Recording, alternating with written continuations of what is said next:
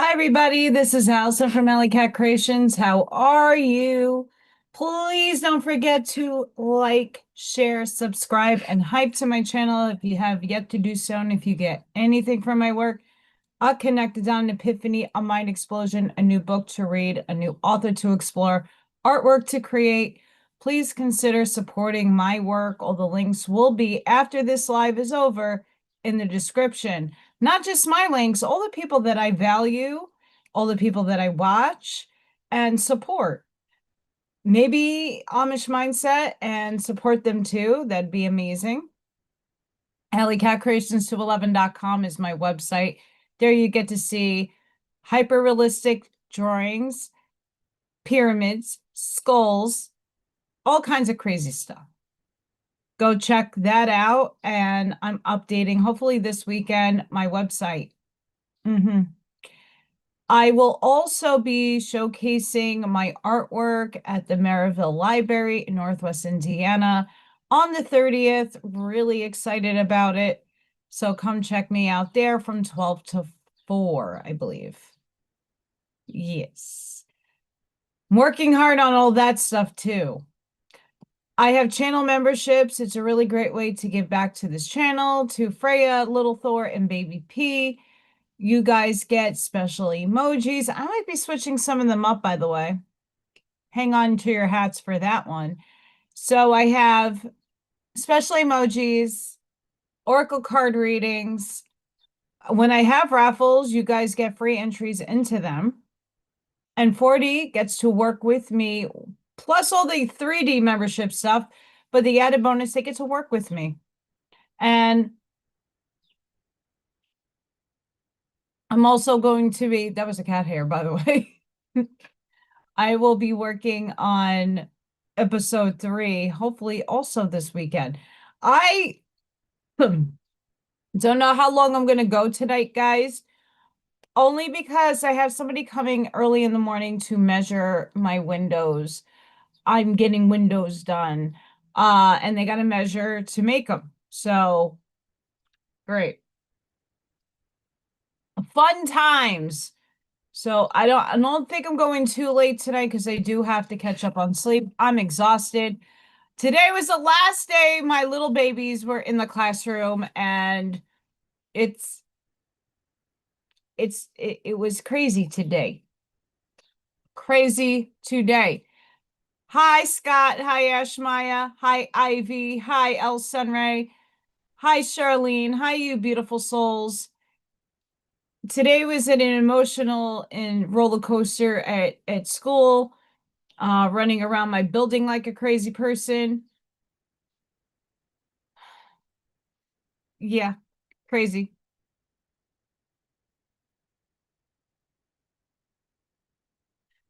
Very much needed today, I swear. Um, Energies have been going batshit. Batshit. Batshit crazy. I got to finish my lawn work. I'm hoping also tomorrow. I got some mowing in the other day, and I got to finish. Um, it's fun. Really fun.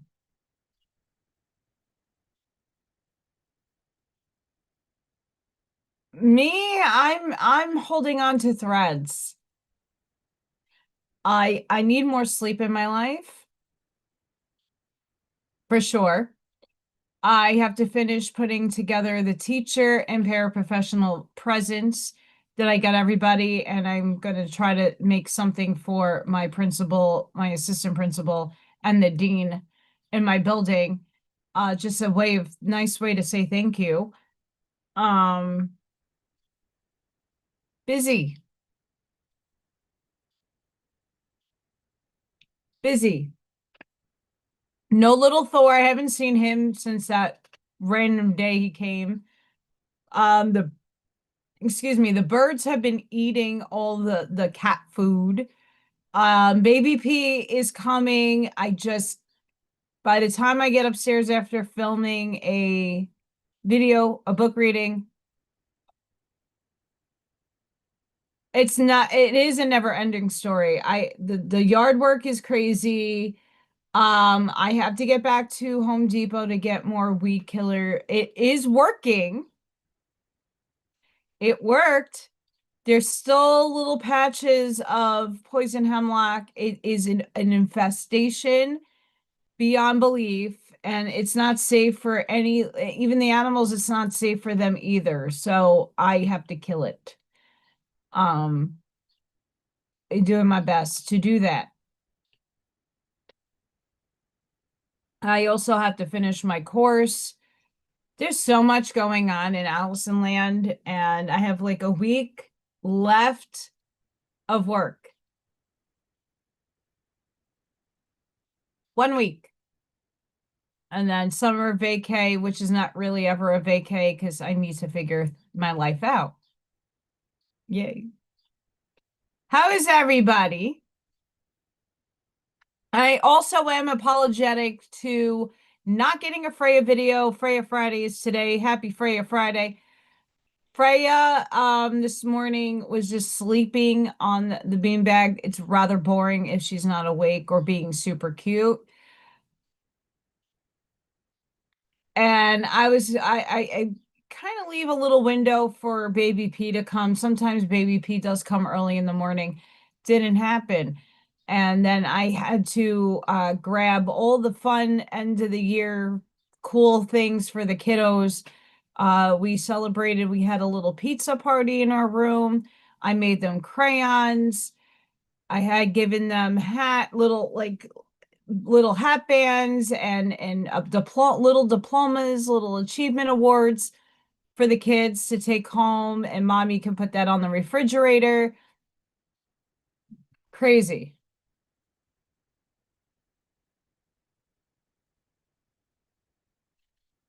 Yeah, I've been contemplating when I yesterday when I was doing the yard work, I took some breaks. Like working 7 hours and nonstop movement. And I had a really rough day yesterday at work with the kids. They're off. Like all the kids are batshit. I have broken skin in so many places. I'm wearing long sleeves today. It wasn't too cold, but my gosh, the bleeding happening yesterday, the scratches, the injuries from the kids yesterday was bananas, and then I came home to mow.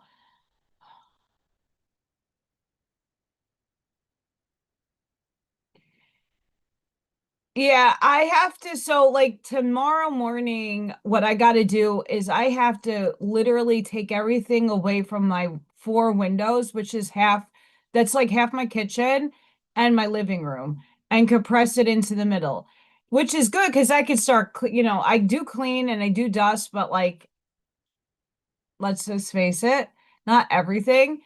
And I get now to clean all of that. I have a little mini bar and I got to revamp a lot of things. So I'm kind of happy I have to do this so that my windows can get replaced. It's needed, but I definitely have to wake up early because the people are coming from Indy. They're in Eastern time and they always mess up the Central time and get yeepers creepers.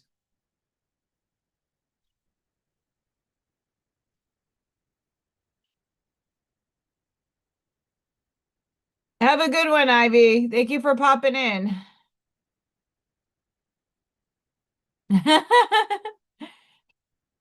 I I put as much I don't want to overburden people with my channel, but at the same time, like I hate to do the ads, but that's what I get the majority of the income from.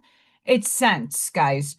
So if I put a video out a day and I got people watching it, it adds a little minimal. Uh 30 cents, 50 cents, but it does add up. Hi, Sparky. Hi, guys. Oh, I left it upstairs. Shit.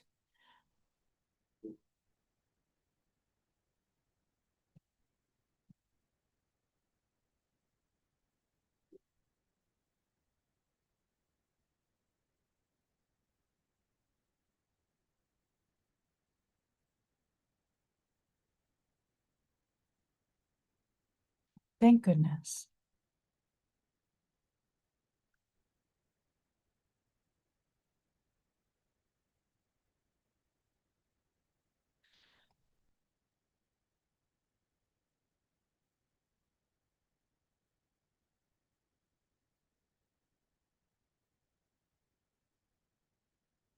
We had another time dilation. Holy moly. Okay, so this was yesterday's insanity. Yesterday's insanity. I don't know. Did you feel it? I sure damn did. Holy crap, that was intense. This was intense for me. I'm sure a lot of you had some intensity. But hi, look at that black line right there. Look at the white and look at the black. Hi. Hi. Timeline shifting. I'm excited. Timelines are shifting. Electromagnetic didn't show the blackout. Currently, we're sitting at a 7.91 hertz, which is rather high.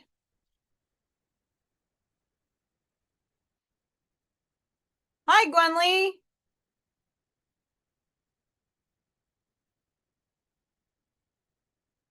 Good afternoon, friends and family of the Soul Tribe. Blessings.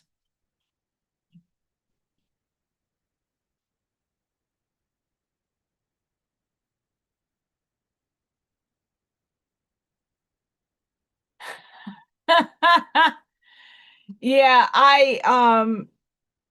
every time that somebody watches my videos fully, I get sense. I know it's not a lot, but it's something. Hi, Selma. I'm still probably saying your name wrong. We have the electromagnetic field going batshit crazy too. It's just batty. It's batshit.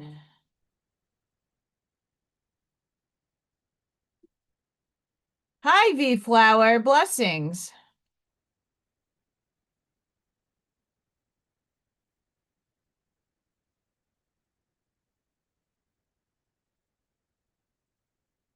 I don't know. We'll figure it out.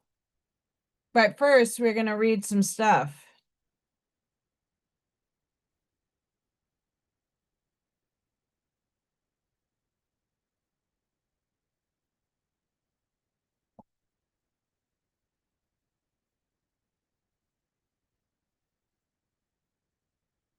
Son of a...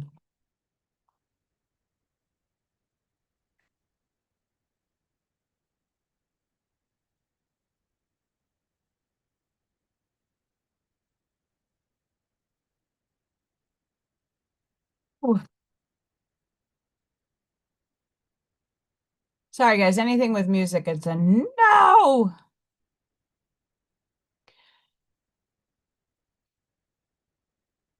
So in like my life, and like most of the people in this chat, if things I mean any angel, but like even for myself, like if things are meant to be purging out of your system, you're moving up in frequency, like why I'm looking for a new job. I love my job, but like what's going on is becoming a complexity of things that I cannot handle. Um, that becomes people, places, and things. If I put new windows in and within a year, I can't get out of, getting out of where I am financially, I'm moving out, gone. You got to do the work though.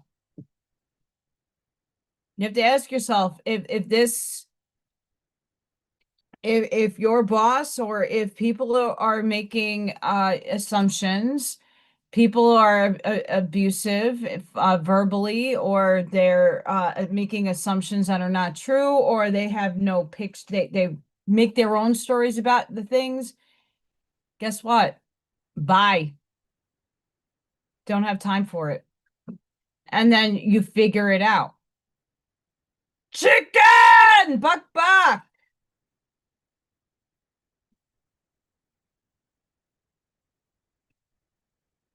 I like my chicken.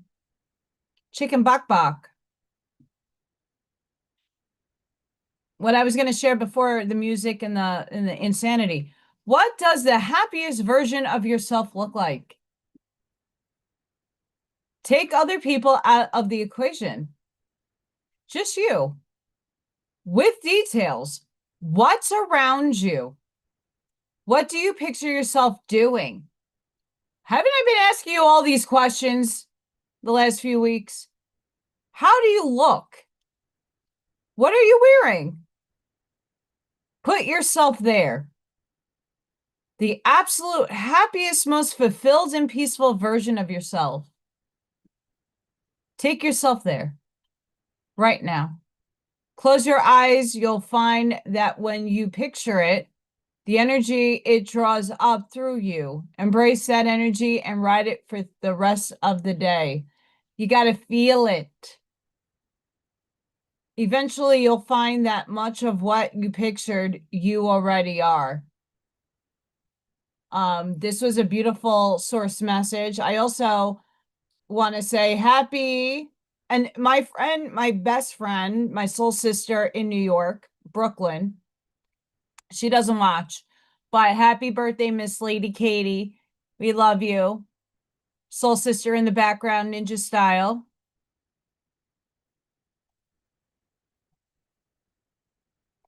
We also have this. You are the only one who can authorize your next level.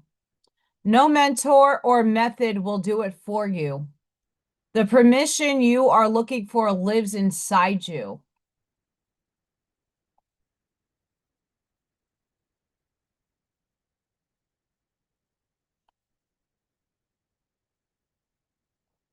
So for all, many, many, many of us who are feeling it, I'm feeling it. I'm exhausted. Today, the sun meets Uranus. The energy will be intense, highly charged, and deeply felt. Over the next 48 hours, expect the unexpected.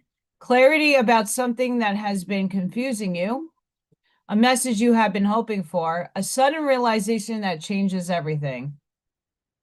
2222 to claim. Yes.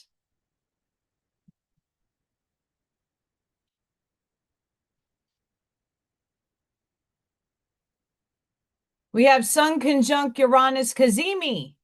The day things you thought were impossible start looking inevitable. Today, the sun meets Uranus in a Kazemi, the most electrifying and unpredictable alignment of the entire year. Uranus is sitting within the very heart of the sun, operating at its most purified and powerful state. And what it delivers on this day has the ability to redirect your path in the most magnificent way. You got to let it go and let it happen. Prepare for a plot twist arriving out of nowhere. I got a couple of those plot twists the last few days. Fun times. Conversations revealing hidden feelings, opportunities appearing from directions you were never watching, and a level of cosmic magic so high it reminds you exactly how supported you have always been. Expect the unexpected. Something you assumed was settled could shift in a heartbeat. This is the day the universe reveals its hand, and when you see what it has been holding for you all along, you will fully understand why it asks you to wait. Expect cosmic wild cards, instant clarity, energy upgrades, game-changing news, hidden truths surfacing, situations flipping in your favor, conversations that change everything, timelines accelerating, the impossible becoming possible.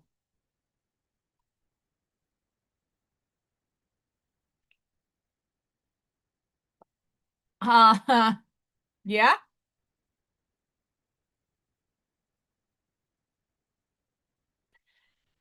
But here's the problem. Are you working to get these answers? Are you telling the universe you need some help? Are you going, hey, team up there, I need some clarity. Can you send me a sign somehow? One that I can recognize. Are you doing that? Ask yourself. Cosmic wildcards. I don't know what that is.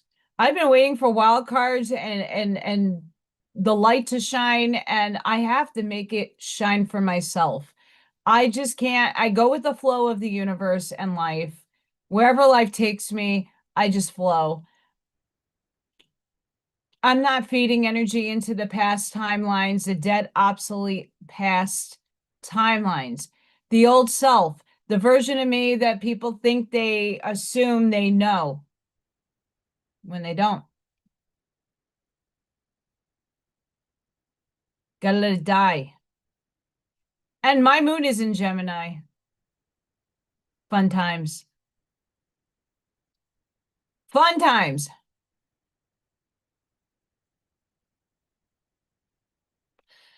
Sparky, that's great.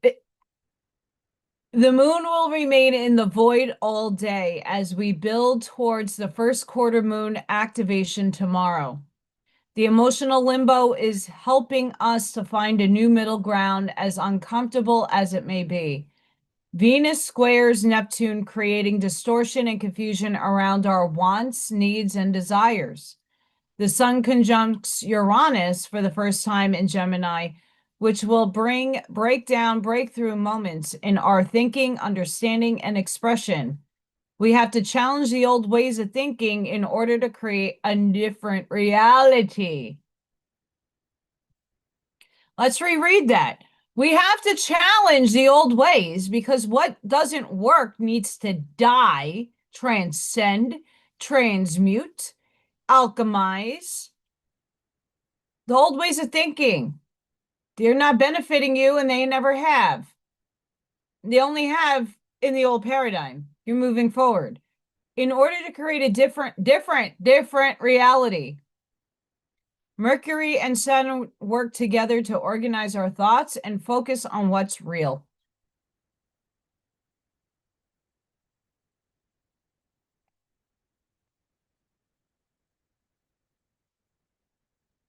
Anybody can smile when life is soft.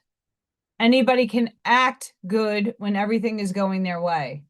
But difficult moments reveal the true condition of a person's spirit. When life becomes heavy, do you still choose kindness? Do you still stand up after failure? Do you still believe in yourself when no one claps for you? That is where real power lives. So never think your struggles are only here to hurt you. Some struggles arrive to introduce you to the strongest version of yourself. And one day, you will thank the battles that taught your spirit how to stand unshaken. Some people only know how to love life when life is loving them back. But your spirit is being asked a deeper question than that. Can you still remain gentle after being disappointed? Can you still carry goodness after the world has shown you cruelty? Because the real beauty of a soul is not seen in comfort. It is seen in what it refuses to become after pain. There are people who allow heartbreak to make them cold, disrespect to make them bitter, and failure to make them hate themselves. Do not become one of them. Let your difficult days refine your heart instead of hardening it. Let your struggles teach you how to understand others more deeply, not judge them more quickly. One day, people will not only remember what you achieved in life, they will remember the kind of spirit you carried through difficult seasons. And there is something powerful about a person who went through darkness but still chose to become a safe place for others. And may your spirit become so deeply rooted in light that even life's darkest season cannot convince it to stop growing. May your pain never empty you. but instead overflow into wisdom, softness, and presence that quietly heals every soul it touches. And I could say, for the better of knowing most of you for a long time, that's all of you as well.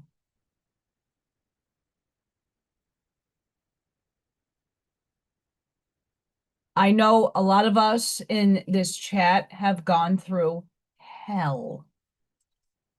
The darkest of the darkest nights. Not knowing when food was going to be able to be placed on the table, don't know where the next bill is going to, how it's going to get paid, how you're going to get through an illness, how you're going to get someone else through an illness. We all have seen the darkest of nights, and all of us have stood strong, persevered, and survived. There are so many of us that have unspeakable things that are going on currently right now. It's not because you don't want to speak them into existence. It's because you're strong and you're going to battle through it. Every week that I pull the warrior card, or there's a warrior archetype coming through, it's showing us that we've had to battle battles that were silent.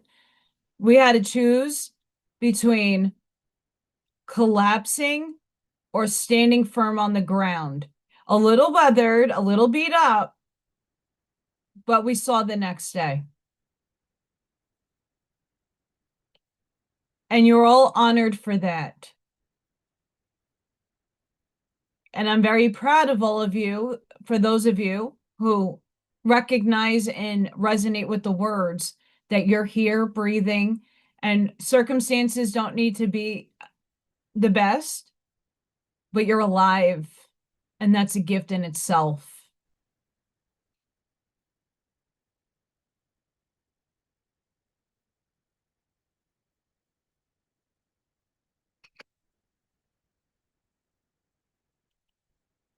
And the crazy thing, Ashmaya, about what that, I think all of us here are modeling what others have done for us in a good way. Forgiveness is very hard to do.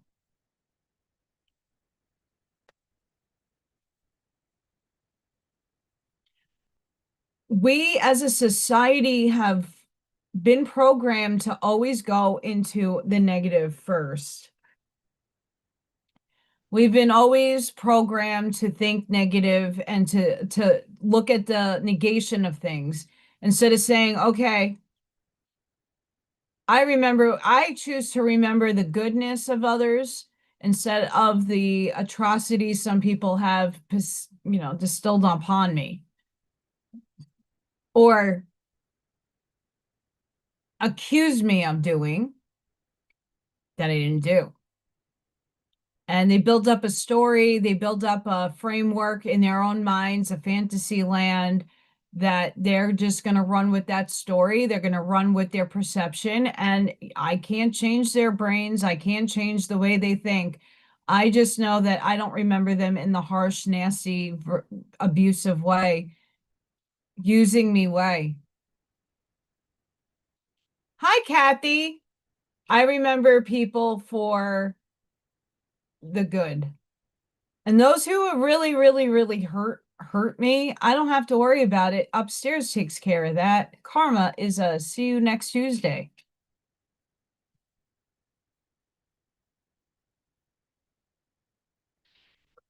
Unfortunately, we're the ones that are modeling this in society. And it's some of us who are brave enough to share our stories, our hard times, and to let everybody in on those things, that we give other people strength to persevere, to move through the crap. That's why I am very transparent about my life. I don't tell everything about my life, but I've shared enough to, in hopes that other people who are going through the difficult life, that I'm still here and you can do it too.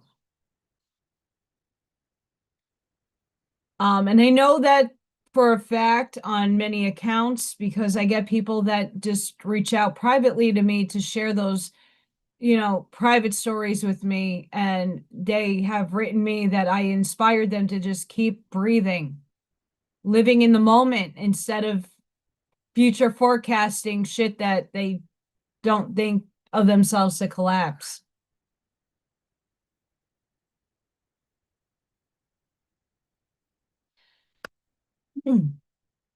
I love that statement, Charlene, and it's true. When people transgress against me and they project their perception that doesn't match the perception that I feel, I forgive them.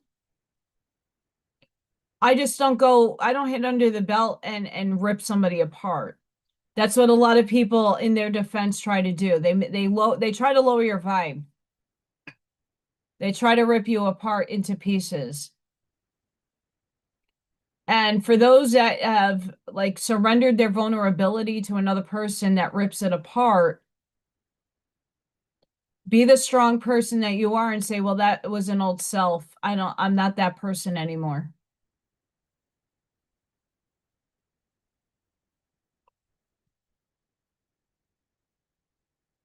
Right, Elsa. I'm at that point. I'm at that point. I tell people at work because people get really like clicky and everybody's like, oh, it's team this one against that one. And I just show up and say, hey, most of you are too old for the fuck. We're not in high school. We're too old for the bullshit. Just be cordial. You don't have to like people you work with. You don't.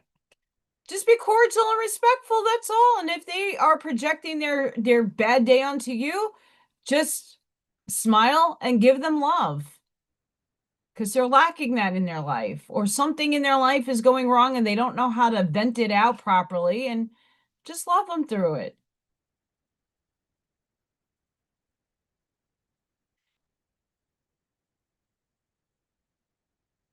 Even though this gray hair is an accumulation of stress, depression, medication, and everything going on in my life. It's not white. It's not Snow White yet. And I would like to not have it go Snow White just yet. I like that it looks platinum blonde when it's gray.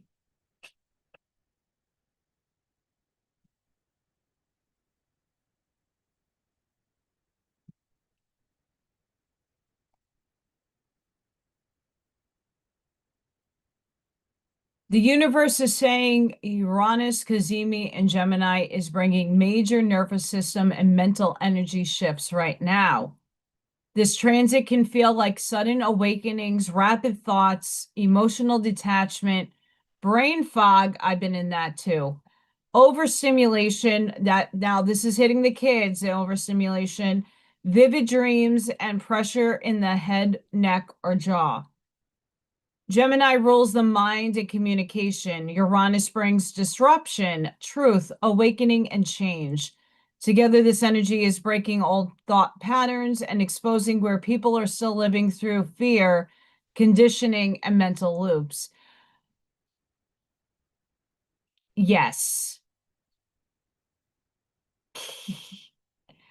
This one right here is hitting my personal life right now.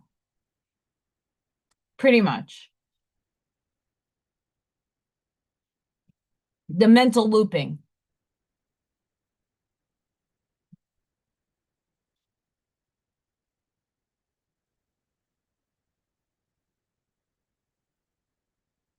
One second, guys.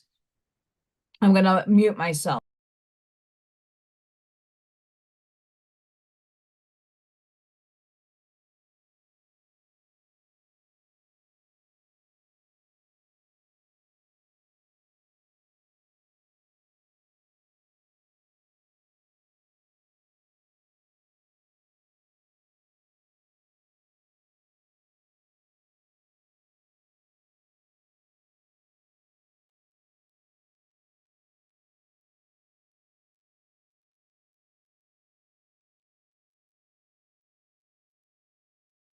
Jesus Louises.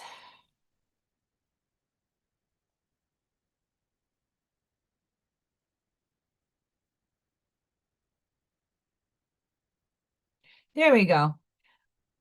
This is from Quantum Unlocked .77. They have to recapitulate the channel every once in a while.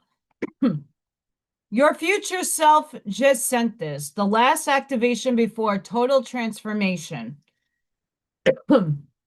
If you want to find secrets of the universe, think in terms of energy, frequency, and vibration, bitches. Yes.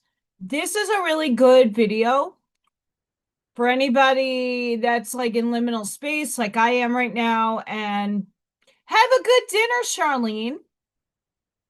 I hope you're eating something delicious. Allison had pizza Friday. It's so exciting, and I'm thankful for my parent for getting pizza for us and the kiddos. So I ate. Still had to go through emails and stuff for Windows, but this is a really good video. I'll paste that in the chat. I listened to it this morning, and a lot of it is repetitive information, but applying it in a new way. So if you're interested in the quantum unlocking, it's somatic nervous system work, I would go there.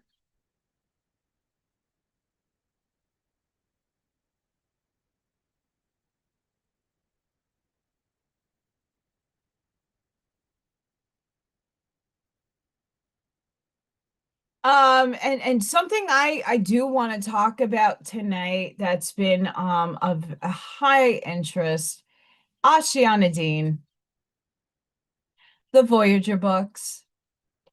I read the Quantum AI and Metaphysical Ponderings. Quantum Cookie had an article on Ashiana Dean making a claim. And hi, Arnie, happy Friday. And Ashiana Dean was the reason why I found out that my house had a Stargate attached to it,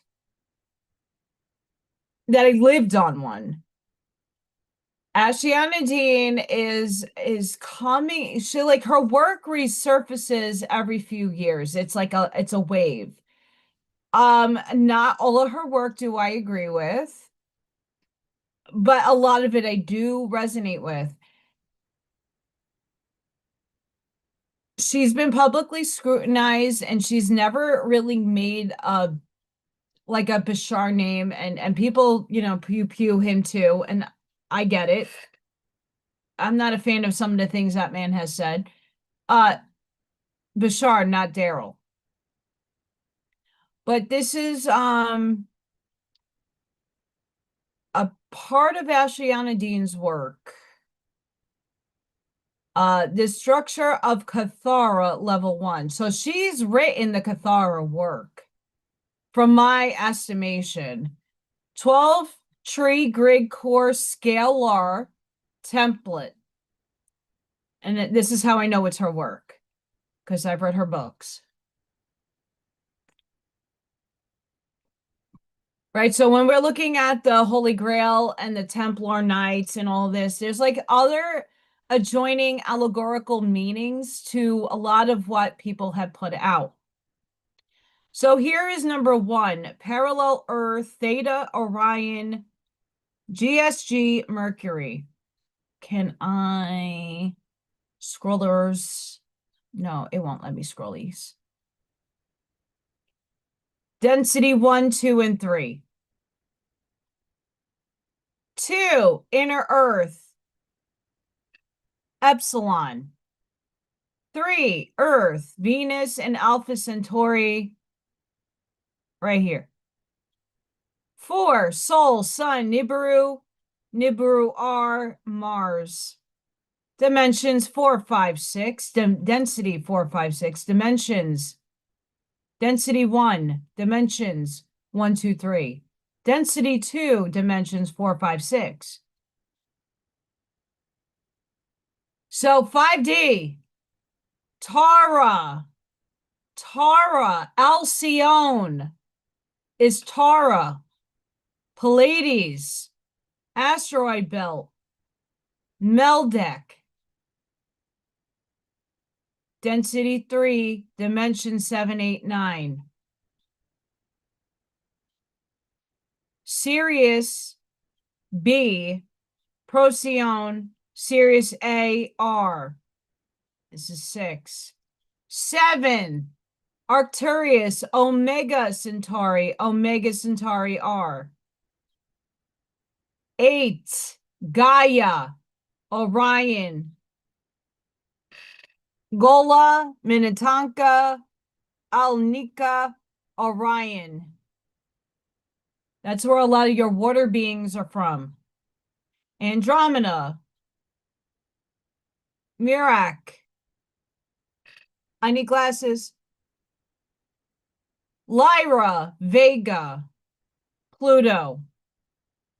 11, Lyra Avion, Lyra Avalon, and Nibiru.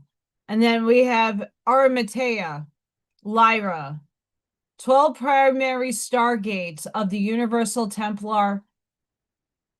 And I thought this was interesting because this is how we boop, boop, boop, boop, boop, boop, boop, boop, boop, all the way up.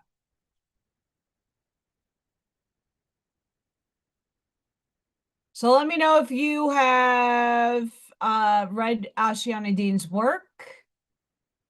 It's heavy.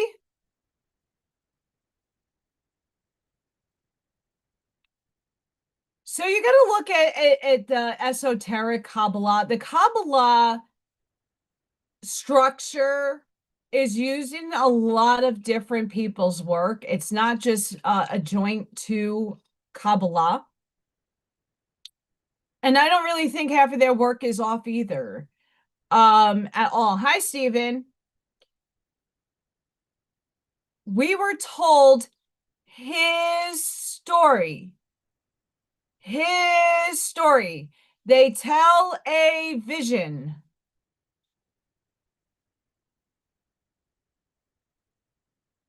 If you see in the expandedness of the eagle eye and you take yourself all the way up and look down, you're going to see the lies, the inversions, the programs and the narratives that were steered throughout each epoch, not just this one. The Curtises had a really good chapter on Lemuria and Atlantis. Some of it is about in and about where Blavatsky's thinking is, and they're very much similar. They feed off of Blavatsky's work, but they take it from a Christian mystic allegorical standpoint. Whatever happened, most of us live those paradigms. You just have to realize that if you do believe in the multiverse, that it all exists. So there's not one right way, one right story, one wrong story. There's a million different stories. It is heavy. But it's I know you're not judging. Don't think I'm taking it that way, but there's a lot of people that will look at that and make it negative when it's just something as a tool to help us see structure and pattern. And it's sacred geometry broken down and unraveled. Hi, Mel.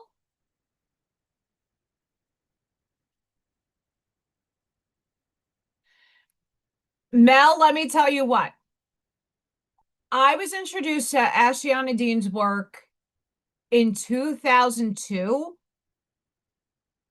when I was in college. I was reading The Law of One. I was sitting in the cafe at my school in college, and someone brought me, they saw that I was reading The Law of One, and they're like, I'm going to be right back. I got something to share with you. I didn't know this person from a hole in the wall, but they gave me not everything, because the Voyagers is a huge undertaking to read. It is a never-ending story. And someone gave me a piece of the Voyagers one book, and I did not comprehend much of it. I understood some of it. Other stuff, I was like, well, this is too over my head. Fast forward to the now moment, I get it. I get it. And again, I don't agree with everything she says or puts out.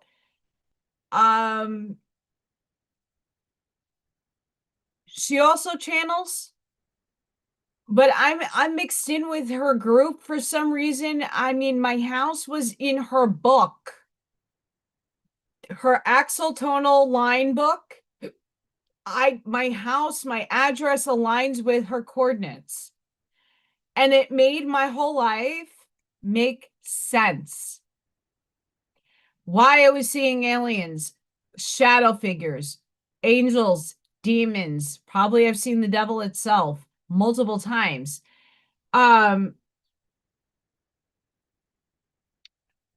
So she made my life make sense.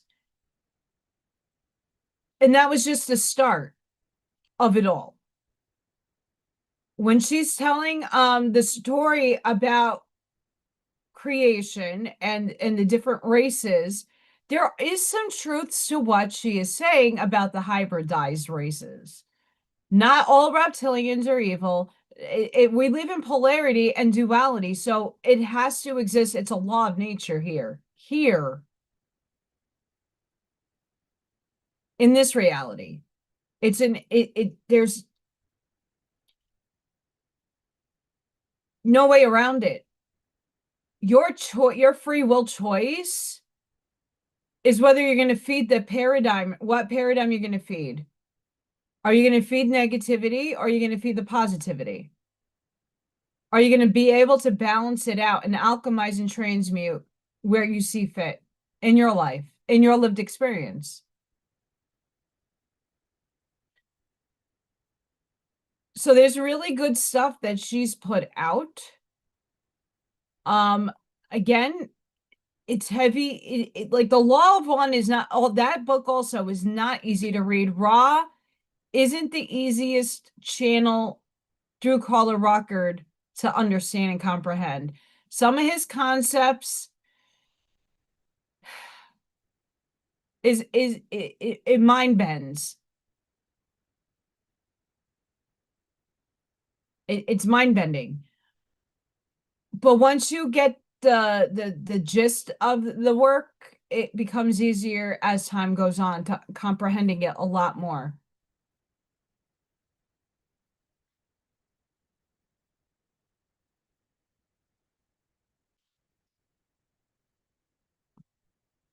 I mean, you're multi-layered and faceted. And I don't know if we can complete ourselves in this realm. We could come close to it, but I don't necessarily think we are supposed to in third. And I don't really think until maybe eighth density of experience, you'll know more.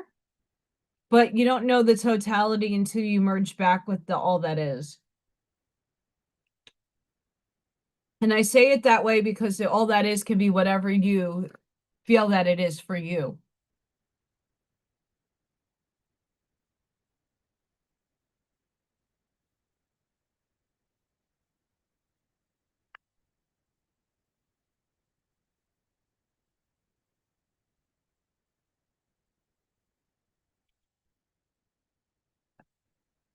What a human, us humans, we chose this life, we chose the human life, we chose the species, we chose Earth, we chose to be in this school. If we look at all as source, all that is, the oneness, unity consciousness, we're all fragments of God. Which side of God won? When people are like, God wins. Okay, but which side of God won? God's all things. God's in all. So when we inherently hate somebody, we inherently wish death upon a race of people, or you just spew nonsense against people that you know not, you are also hating on yourself because you are also a fragment of God. And everybody chooses to have a certain experience per contract in this lifetime. So in another life, you could have been Confucius. In one life, you could have been Genghis Khan.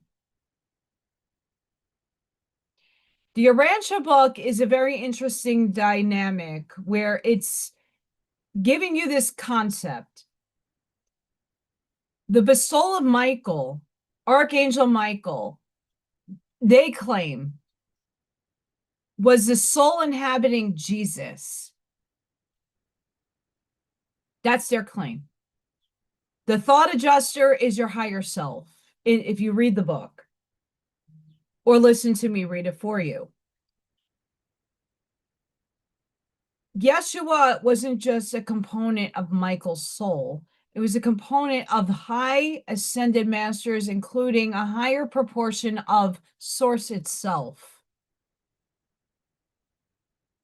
We're all having a fragment of those in us, but to a smaller extent, where Yeshua came in already ordained and appointed with higher frequency and higher knowledge, where we're walking through, living the experience, going through the adversity, having that knowledge. If you don't have wisdom and experience, if you haven't walked through life and its toughness and the shit on the ground, it builds your character, it builds your strength and perseverance, it builds your character. If I were to go through this life like many of the people that I know, that nothing good comes to them, well, what are they not putting out into the universe to have that draw back to them? What are they thinking? What's their vibration? Some people chose to live in a negative life. Some people chose to have extremes. Some people chose to be the serial killer. Some people chose these things. If we don't have contrast, there is no way to learn what you prefer over what you don't prefer. Everything has a contrast because that lived experience is very important for our souls. We might not understand the why. Why did that guy kill that girl? Why was this situation like this? Why did I have to go through such crap? Why is there trafficking of this and that? We were once those souls, but we still negate and don't put it in context that you didn't live a clean life in all your lifetimes. Concurrently happening right now. If you believe in this is linear and everything around this is not.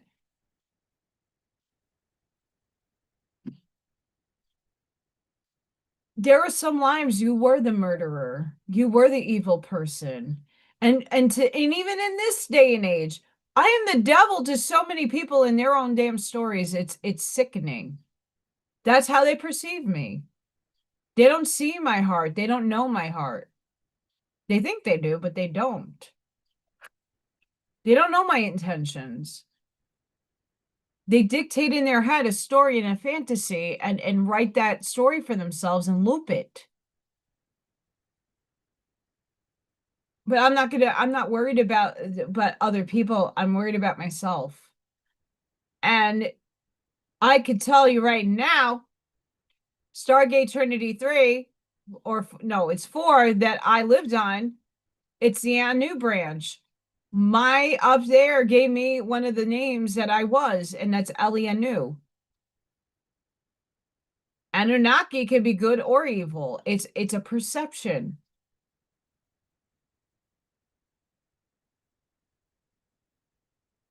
You know, and I think in this day and age,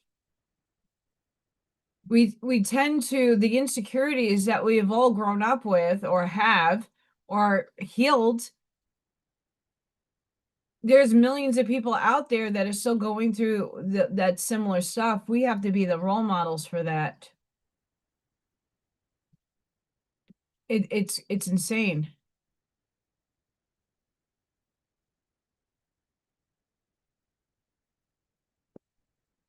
It's insane. But we got to look at I chose to practice divine neutrality. That's not saying I am not ignoring what is going on in my outside world. What that's saying is I am not feeding the energy to it to perpetuate. I don't like these things happening. I'm not turning a blind eye to it. I acknowledge it. But if there's something I can't immediately do to stop the fuckery, I'm not feeding the loop that it continuates on. The light side, the 3D, I'm talking 3D nonsense. The light side is just as bad as the dark. They're not transparent. There's not the real truth happening. There's farce. And we're going to give you some of the truth, but not all of the truth. And we're going to speak these niceties and put you on a hopium trail. It's a program. It's a program. So I decide to go neutral, look at how things are playing out, look at the program installed, look at the narrative being steered, and then choose where my attention is placed. I don't let things rent its space in my head that don't belong there.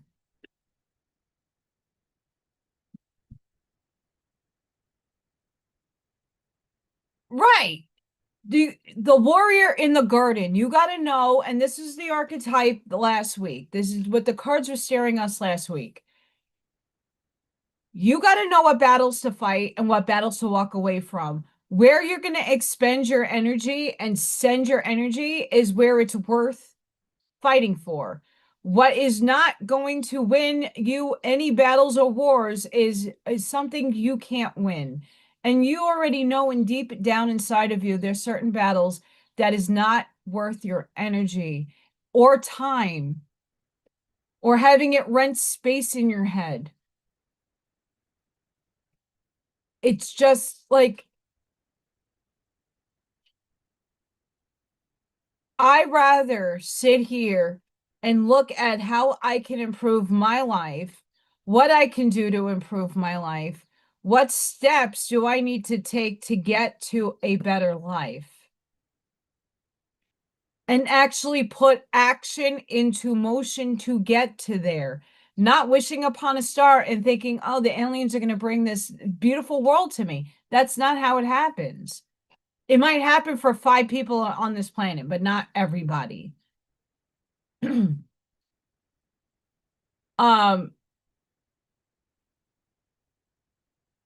We chose this. And it's not an easy choice. I don't think any of our souls sat up there and go, oh wow, that's an easy life. No, I think our soul said we need to have these lessons and to feel them. That's why humans have it so hard. We feel more than any other species.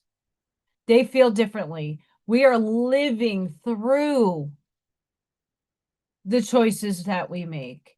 There's no right or wrong choice either.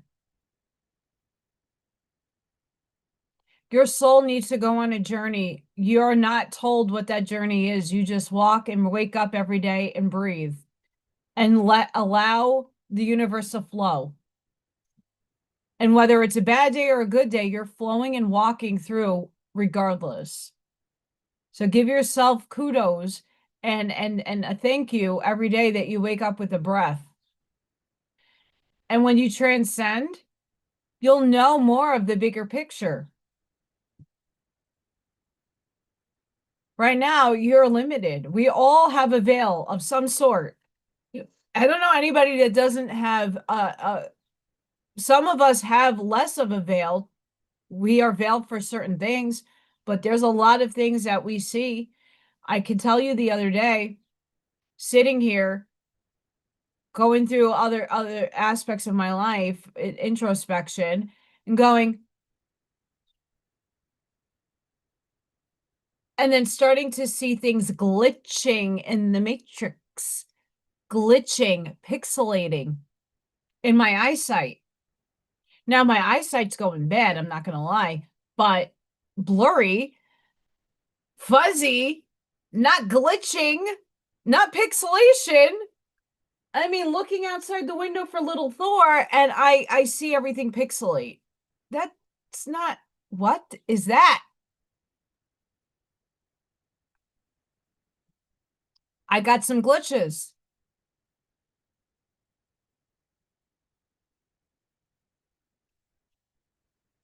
I don't know if any of you are going through that where you're glitching out and things are glitching. I don't know. I have not watched the Urantia reading yet. I got finished really late last night, and I noticed some of like my camera doing a lot of glitching.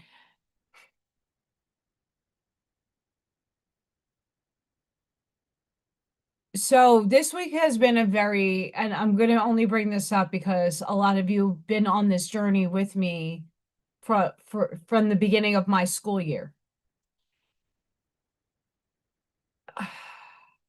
I got some very devastating news. Not devastating in a bad way, good way. Just hard news, heavy, heavy, heavy, heavy news. One of the little ones that I took care of transcended over the weekend. And this is the first, not this weekend, the last weekend. This is this is the first in my career that I had a student transcend. Not happy about, they never told us. I have the child sibling in my class, and it's a little upsetting that we didn't know. And right now I'm looking into different charities that could donate a tree, like not one that's matured, but like a tree that would withstand the weather here, and make a little memorial garden. Nothing sad, just a memorial tree for this student that happened to be in my class, and I took very, very highly good care of. And I know she's been around me. I was starting to get a telepathic connection with her. She couldn't talk. And she's 4, was 4. And it's just really sad. So I don't know if she's glitching things out. I don't know what's going on, but if you see anything tonight, point it out. She was an angel.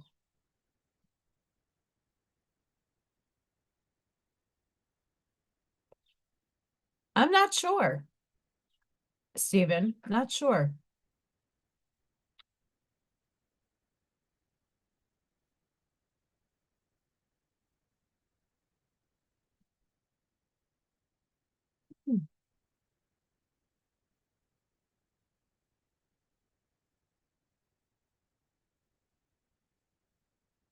Thank you, Charlene.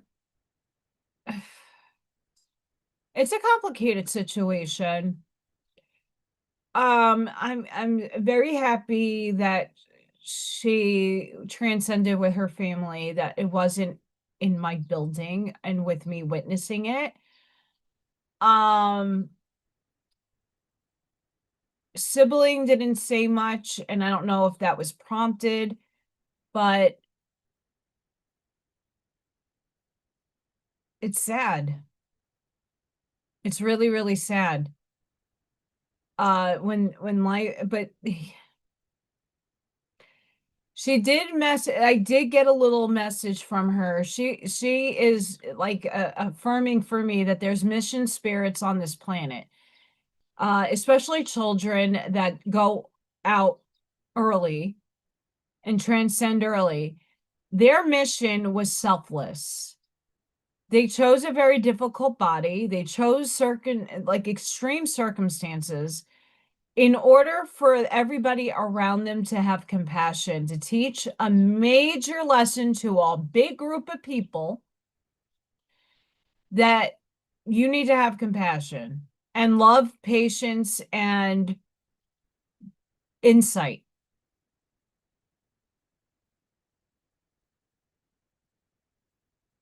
And she was one of them.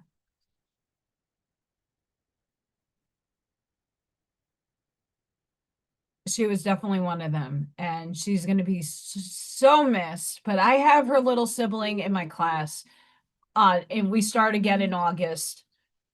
So, I'm just going to give him little big hugs and all the love, because that's hard on it. The child's only 3 that's in my class now. It's hard. Some of them do understand and some of them don't. But it's one of those eye openers to why. And I had seriously, guys, I had a bunch of friends die of the sea. I had one that had one of my best friends, Seth, had osteosarcoma. He lost his leg. The kid was about 6'2", all leg, lost it, and suffered a lot. And he taught a lot of people around him. And the conversations that me and him would have when I was diagnosed with RA, he's like, Allie, no one knows you don't look sick. He's like, I don't really look sick. If I didn't lose my hair to chemotherapy, no one would know. Yeah, sure, I got my leg chopped. It could have been from anything, right? And it's like people are going to treat you different too. And he was right. It's like no one knows the pain that's going on inside of you. You can't compare pain. You can have similarities, but you really can't have the lived experience until you go through pain. And everybody, threshold is different. And when he passed away, again, they came to teach a bunch of people in their soul group a lesson. And he definitely taught a lot of people in and around his family that needed a reality check, and they learned their lesson. I hope they did. One of my other friends, another really good best friend of mine, AJ, had brain and he lost half of his head, and I think one of the last times I saw him alive, his whole head was shrunken, and they took his skull and they took half his brain out. It was really hard to look at him because you knew he was suffering. But he just kept on joking and having a light heart and saying it is what it is. And I hope I leave everybody a legacy of laughter and just having fun, and just, don't take life for granted. And it's until you get these things that you can't come out of. And I'm not saying that you can't try to sort of get through that stuff, but people sign up for these specific contracts to teach a whole bunch of people around them a lesson.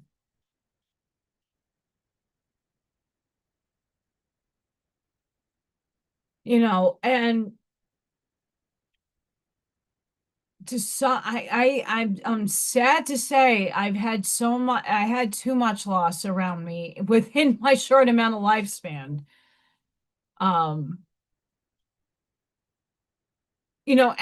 not at this age. Young. I was young when a lot of my friends transcended. Young. 25 and under. And that was including my dad and a bunch of my other family. Like, but I see life as a celebration, and I see a soul that transcends into a beautiful energy. So I'm just happy my little 4-year-old was able to give me a message that she's okay, that she's happy, she's out of pain, that I'm right when I say that she was a mission spirit, and that everything is fine. Um and I'm hoping that the school will allow me. I'm gonna see if I can find a tree that will withstand Northwest Indiana winds, and see if the school will allow me and my all my special ed team to put in um a tree or a memorial, and not just for her. I mean, for anybody else that in the future, if that happens. But yeah, that was like the heaviest part of my week, being, oh, it's the last week of school for my babies. And oh yeah, here's some great news. Sucks. But back to spiritual cachet. Love spiritual cachet. There is a particular kind of magnetism that belongs to someone who is no longer searching from a place of lack. You have felt its opposite, the reaching that never quite lands, the kind of wanting that carries more desperation than openness. That was never a flaw. It was simply the signal of someone still looking outside themselves for what had not yet fully been claimed within. But something has been quietly reorganizing. The love you were seeking has been turning toward yourself. The security you're reaching for has been building in the steadiness of your own presence. The recognition you longed for has been arriving through honestly yourself, seeing yourself. And slowly something about your presence has changed. You're not grasping anymore. You are emanating, because there is something unmistakable about someone who has come home to themselves. Not perfect, not without longing, but no longer empty. That cannot be performed. It can only be embodied, slowly, honestly, through everything it took to get here. And now what no longer needs to be chased has room to find you. Oh, have fun at dinner. I wonder what you guys are eating. You all are eating. I'm excited to know what you're eating. Well, thank you everybody for watching and coming in and having dinner with me. Craft and sip and dinner. Chicken winter dinner. I got my baby sip. It's coffee. It's delicioso.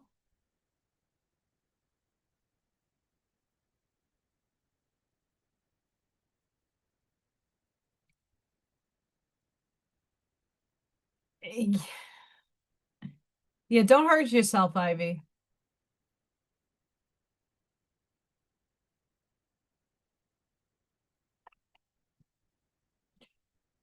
We have another interesting article here. 10-day, May 22nd, Uranus reaches Cazimi while Mercury sextiles Saturn and Venus squares Neptune.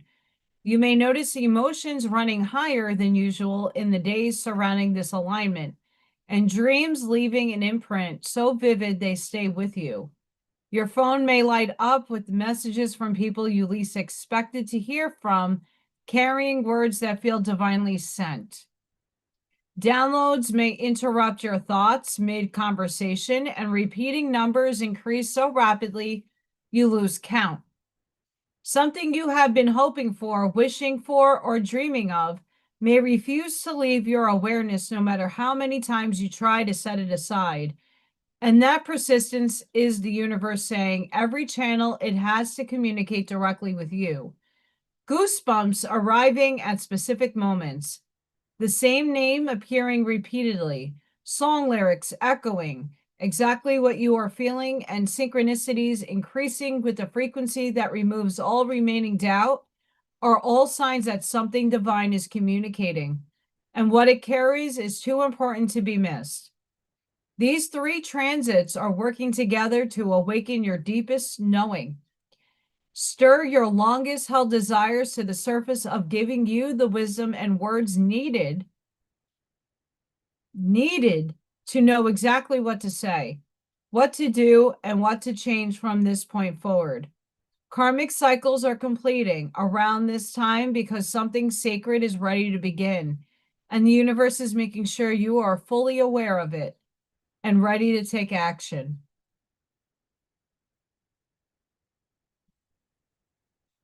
Ooh, Charlene, that sounds tasty.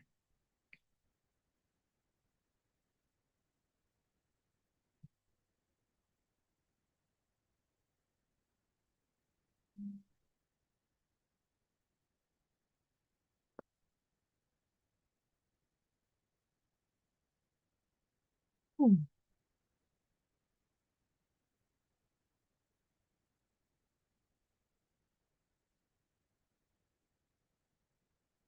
There's more. Feeling strange? A new world is emerging. A whole new world. I'm sorry, I don't sing. I jingle. We are currently at the peak of the Pleiades Alcyone portal, with the sun moving toward a powerful Uranus cazimi, a cosmic reset point, and we did have a blackout today, that feels destined to open an entirely new timeline for the collective. The energies are highly amplified right now, and many of you may be feeling emotional, dreamlike, detached from linear time, or suspended between worlds. Rest up. The next 24 to 48 hours can bring massive energetic shifts, sudden realizations, and unexpected changes as these frequencies continue to intensify. Yeah, Jingles is singing, but it's not singing. It's not that. I have a shit voice, I can tell you that much. Oh, this I found really, really funny. I want to share the funnies with you guys. Me, the Starseed. Please behave in the real world, 3D reality, old programming. We don't belong here anyway, 5D consciousness, my true home. But I wouldn't be green, I would be just a ball of light, by the way. I found this funny. Funny, haha.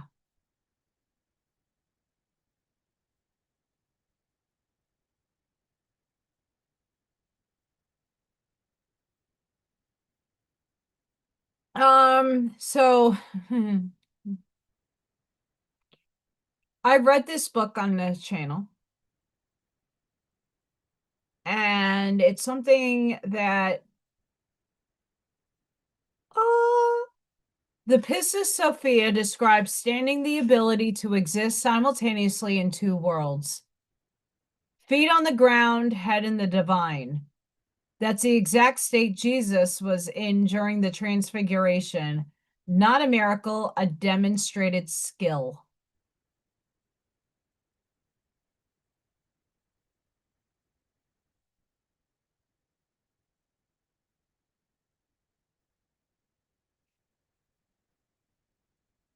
They taught a posture called standing, an odd, precise skill where the feet remain in the dust and the mind lifts into the sky. In the Pistis Sophia, the phrase is not poetic garnish, but a practice, an alignment of attention, breath, and sight that lets a person abide in two registers at once. The body stays anchored to the earth while the consciousness opens to the divine field. A lived simultaneity that changes how one moves and senses. When the mountain flames through gospel pages, the inner circle saw more than a spectacle. They witnessed a mastered posture. The teacher's feet were planted and his presence extended, a living bridge between realms. Gnostic readers hear the spark of technique, a trained capacity, not theater. Standing becomes a method to cultivate steadiness amid worlds, to keep practical obligations while tasting the luminous. Such a skill reframes miracles and demonstrations of attainable craft. If standing is learnable, the sacred access shifts from miracle exception to practice completeness. Competence. The idea is unnerving to institutions built on awe because practice skill invites imitation. Whether you read it as a metaphor or a manual, the image persists. Someone walking with one foot in the marketplace and the other in the heavens, holding both without falling.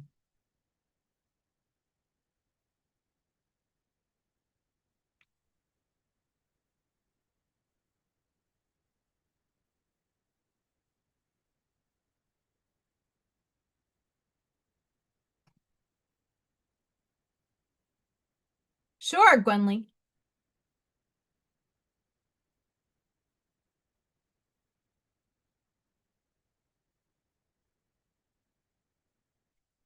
Ask away.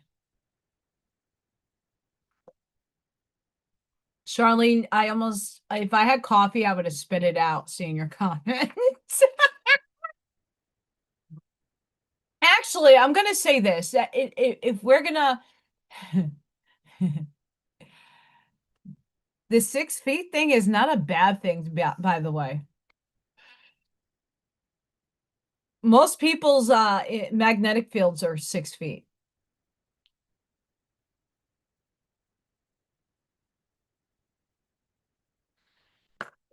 We all channel. All of us channel, by the way. All of us. I clear cognizantly channel. What that means is I'm aware of my energy shifting within my brain and my frequency, and I just start talking like a crazy person. But that's upstairs. That's my higher self and my team filtering through me.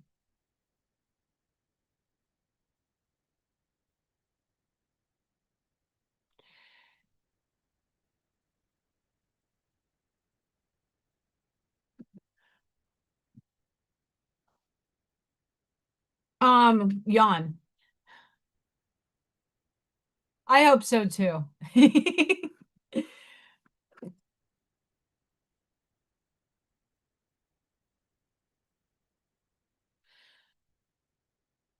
What thought streams has been coming through to me recently in the last week is that a lot of us don't want to be here in linear land. We don't like the realm. We're allergic to it. We go through a lot more than most people in this lifetime. It's for many multi-purposeful reasons.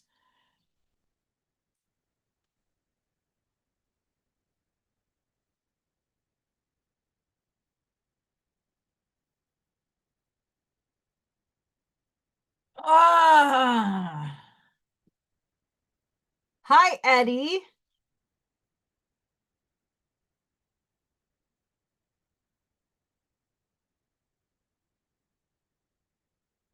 Well,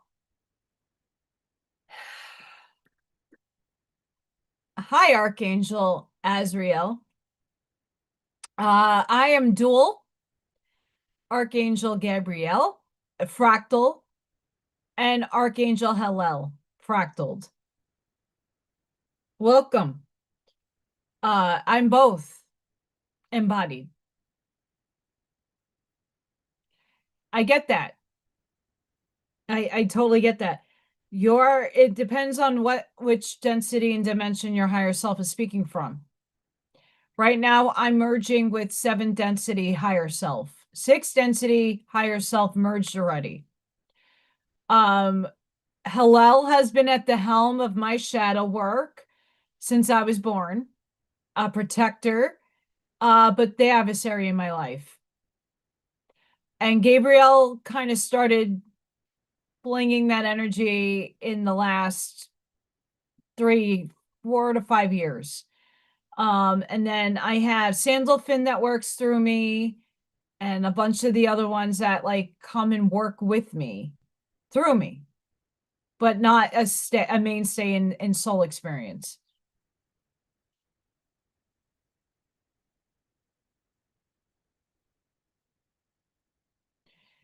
I mean, we're all channeling information. So channeling is getting something from the quantum field. If we're looking not spiritually, but scientifically at all the stuff that I'm talking, channeling is quantum field, the Akashic records, the energy of the all that is. We're just trying to unify verbiage, even though the scientific community go pull these spiritual people. I don't want you using my language. Well, that's why I have that beautiful sign right there.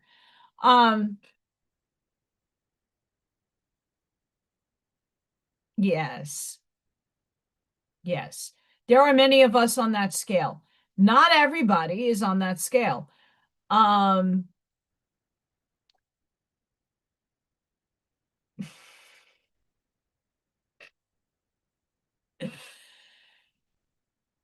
I like grind metal. Um, Back in the day, prostitute disfigurement. I like disfigurement, and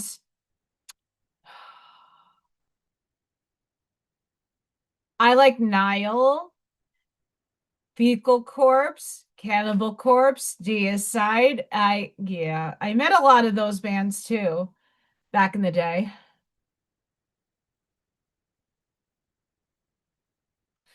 I have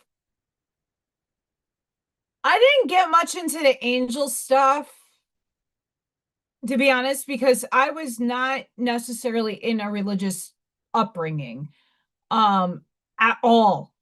So I did not know too much about angels and archangels or any of that, but they when I started doing guided meditations and I would be brought in through that meditation to go to my higher self, there was nothing but light. And then I get really frustrated because the guided meditation was like, oh, you're going to see yourself like in this body. But no, I saw the fucking light ball that I am. And then I did another non-related Akashic record going there and just trying to work on myself and my abilities, and nothing but light. And then I would get wings wrapping around me constantly.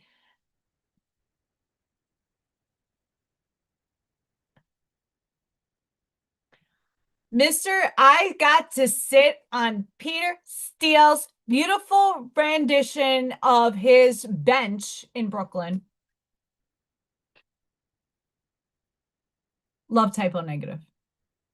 Um, yeah, I like Cradle of Filth. I like black metal too. I got to see Immortal. Uh Kate Enthroned. Really like them. They Squirrels don't like them. They don't like them. Uh oh, what's the other one? You see, now I'm drawing blanks on all the bands because I don't really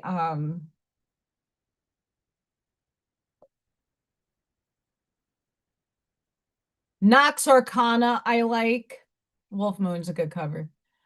I gotta check that out, Mr. Eddie.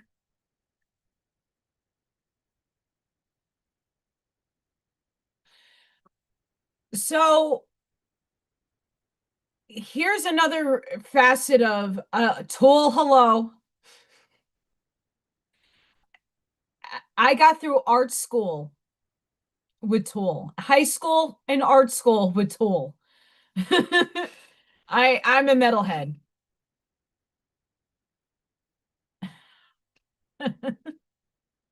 I'm a matured goth. If I were, I don't, guys, I have no idea what happened to my learner's permit that shows that I look like Lydia Dietz that died. Um, I'm very goth. I used to be extremely gothic. Yeah, Eddie, please put your information in the chat, and I share everybody's stuff. So definitely come and sharing is caring on this channel, and I share people's stuff. So we would love to know your channel. We would love to I mean there I don't know. The metal scene has gone crazy. Um I don't know the last time I've been to a show, but I used to frequent L'Amour's in Brooklyn. And Manhattan places. BB King's. Uh but I'm also into industrial like Combi Christ, Suicide Commando, uh Eisenfunk, Comatose, stuff like that. But yeah, I listen to a lot of I'm eclectic. I used to be a Zumba instructor. Yes. This is sorry guys, this is gonna piss me off if I don't find no, it's Freya. I put out a Freya Friday. Guys, I put out a Freya Friday. And, I like a perfect circle that's like go check a perfect circle out.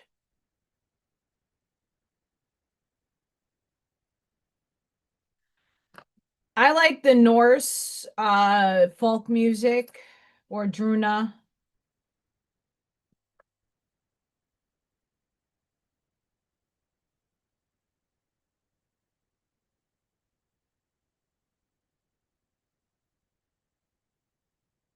This is going to kill me if I don't figure out these names.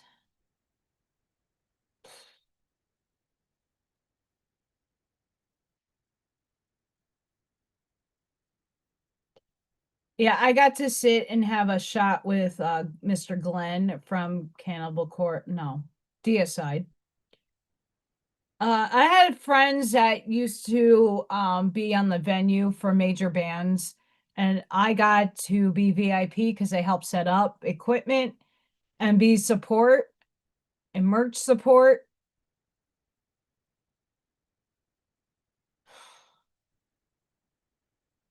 The names are gonna come to me. They're gonna fly. But I used to be insane with the CD burnings, all of that fun stuff. I think metal is a really great way to out. Yes, I had this like so back in the day I had some spiked bangs and I looked really evil. And that was just my way of saying fuck off. I don't want to be bothered by people. I don't think that's a bad thing, by the way.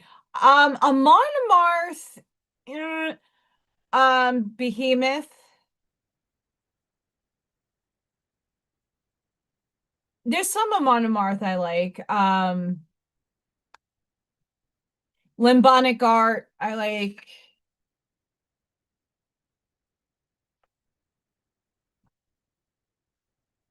Now take that with Timothy Leary stuff and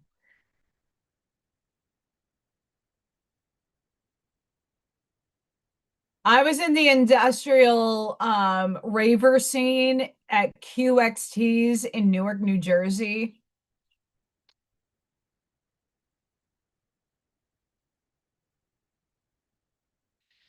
That's awesome.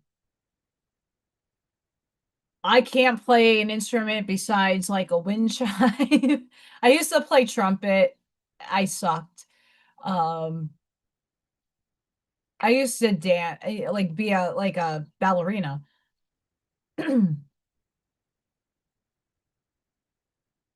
Let me see.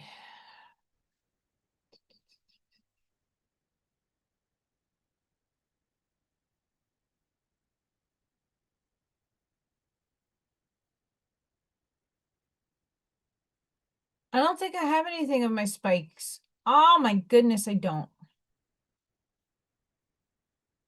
I don't have my high school stuff up. Maybe.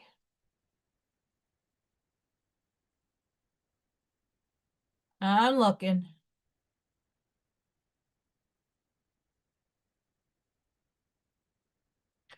All right. I found something. It's hard to see. It's hard to see. This is me in high school in art class. I had the Lydia Deek spike bangs.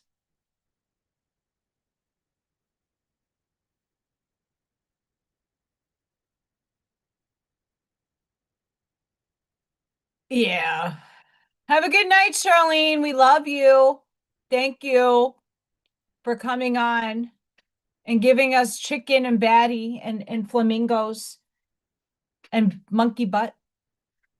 Yeah, that was me in high school. I don't know if I have also a college photo that I was a little.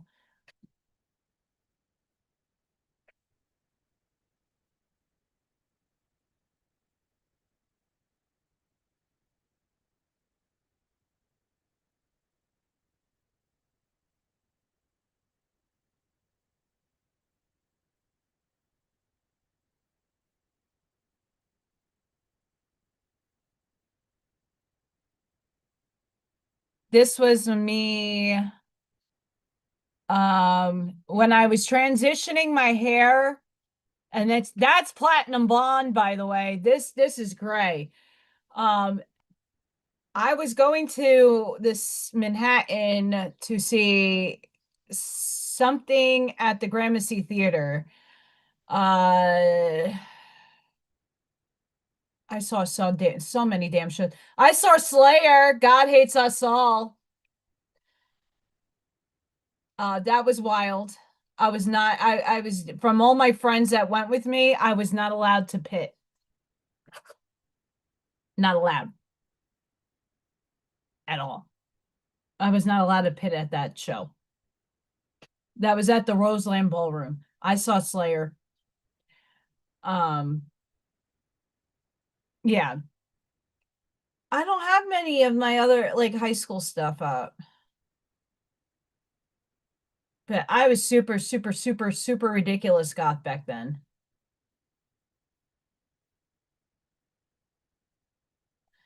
I found one. I found Lydia Dietz a better version of that.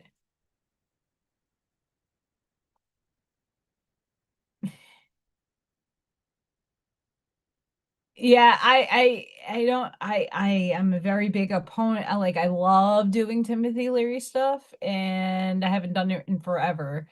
And it changed the course of my artwork, I can just tell you that much. But that's me in high school. You see the lockers on behind you. I was a scary, get out of my way. I don't like people. I I was just doing me, and I'm still me. I still wear a lot of black. I have the dark eyeshadow, but I don't do the lipstick like I used to. I matured. It's been a long time since high school.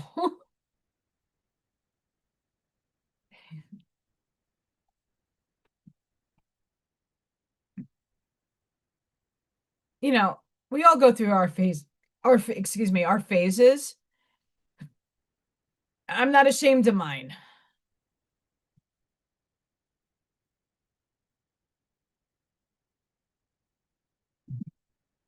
Oh no, the sound is on. I'm not ashamed of my phases. Um, we all were shaped by what we were and what we experienced. And back then, I was not happy with life. I wanted people to leave me alone. And I was bullied half my life, verbally abused, and I just didn't give a fuck. I'm going to do me and do me proudly. And if you don't like it, right there. And I've always had that sense of self. I've always had that sense of self. Like I had a ton of friends, I wouldn't even call them friends, acquaintances in high school. Um, I just didn't go down the path that a lot of them talk, which is GED land. I went and got my high school diploma and went to, I mean, most of us have, Eddie. I don't know. So for just not even speaking on the spiritual terms, but like just in life, I don't know one person that hasn't had some sort of bullying happening. I had a rough upbringing in that realm. I was the only child. Everybody had brothers and sisters. I grew up in a Jewish household. I was not Jewish. I didn't celebrate much. I was only forced to from my parents. But I was always that kid, the black sheep of all things. And when I went to high school, interestingly enough, I just did me. And then a lot of other people started dressing like me and finding like, wow, Allison's above the trend. We're going to dress like her. And instead of getting upset with it and going, why are you copying me? I embraced it.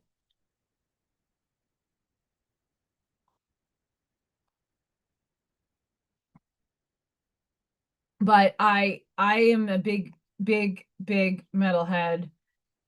Um, Huge metalhead. But I haven't, I mean, what's in my car? I still have a CD player in my car. Mostly Norse, Wardruna, and Helong. And I have Pantera and Cradle of Filth. I used to have Dying Fetus, Deicide, 6 Feet Under. Oddly enough, Snot, Lynn Straight, rest in peace. Um,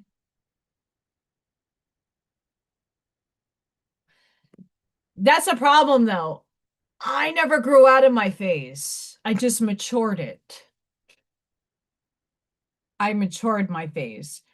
I never really steered far. I can't be normal, by the way. I try dressing normal, it doesn't happen for me. Try dressing preppy, it doesn't happen for me. It's okay though. I embrace the difference. But that's what makes me unique. I don't want to be like everybody else. And that stems from going to high school the year that Old Navy put out 3 different color fleeces. And after Christmas break, everybody walked in with a fucking Old Navy fleece, but 3 of us. My mom never caught the memo that Old Navy had fleeces. And I did not have one.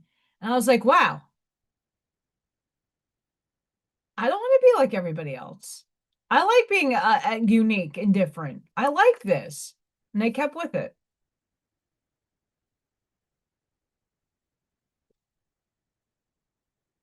A hippie community.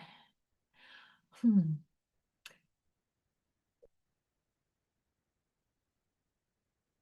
Hippies are cool.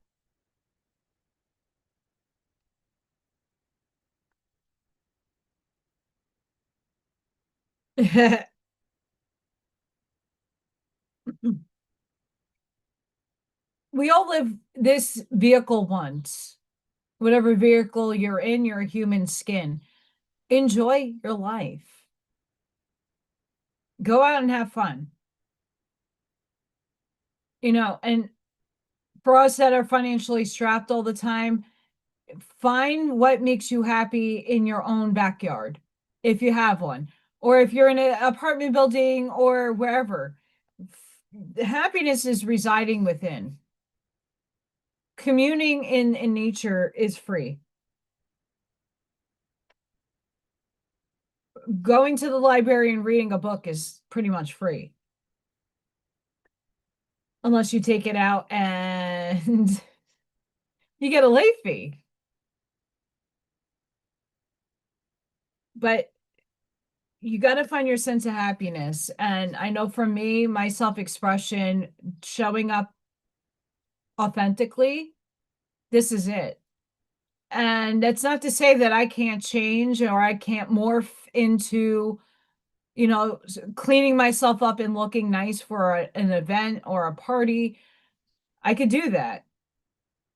But I have a sense of self and I am not really straying away from that whatsoever. Not allowed in my paradigm.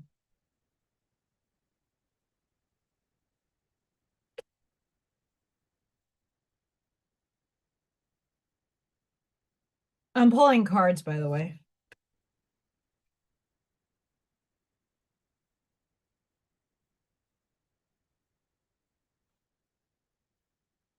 As I'm talking about like cleaning myself up, this shapeshifter card comes out. Oh, spirit's with me.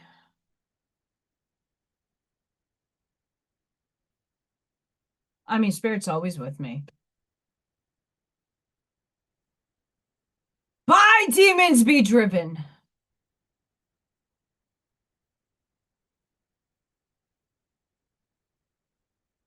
I got a couple of them that I work with. Hi, Terry.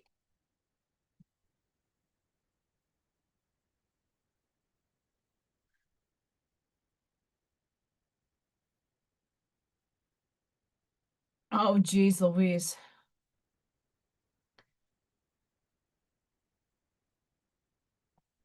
Um, I'm gonna be honest. I'm cool with people that are cool with me. You respect me, I'm gonna respect you. I'm not looking or judging. I'm not really, and I know we're doing the labels like I'm a metalhead, like making the I am claims. But at the end of the day, a lot of that stuff is gonna dissolve because it separates us. It puts us in classifications. It's a class system. I don't like it. I'm human. I show up. I'm a star seed. I show up. I have archangel energy in me. I have the shield and the sword. I'm dual. I got the adversary, literally, and the game changer. Yes, I had a medium. So I had built a relationship with somebody that I used to go to for readings, just to not more so to validate my experiences. And when I would get a big download and I could not make sense out of it, and I obviously was taking weeks on end to sift through what I was feeling, thinking, and seeing, and I couldn't put a name or an understanding to it, I would go to the medium. And he was working with me on developing my abilities. He tapped into my guides, the legion of them. And then they're like, yeah, you're not, yeah, my aura is the cosmos. But we're not alone. There's a friend in the chat that also has those. But what is energy? It's all entangled.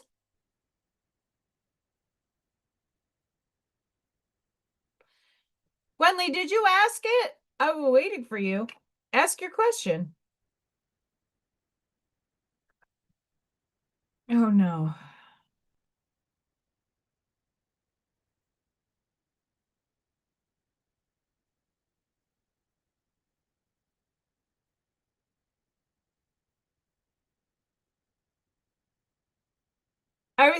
anything could be helpful in perspective.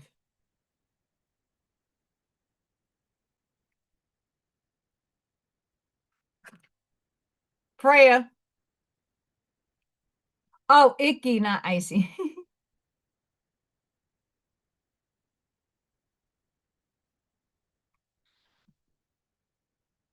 It depends how are you internalizing it?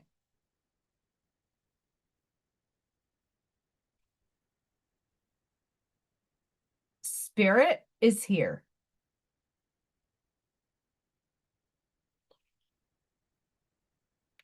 Okay, you want to see Allison's matured? Okay, so my college, I went to the School of Visual Arts. I graduated in 2005, and they had a yearbook. And I know this is, wait a second, I could share this. Hold the phone.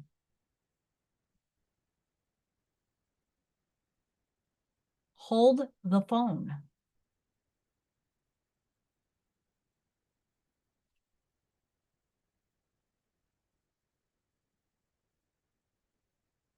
Who wants to see my college yearbook picture?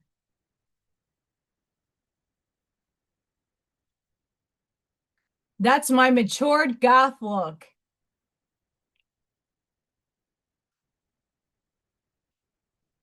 Headband and all.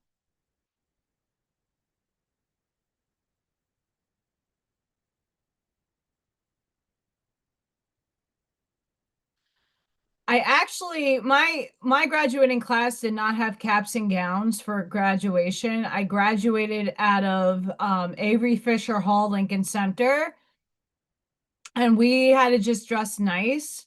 And that was a very similar outfit that I wore for my graduation, receiving my little diploma that's all the way up there. Yep, that's my college graduation picture.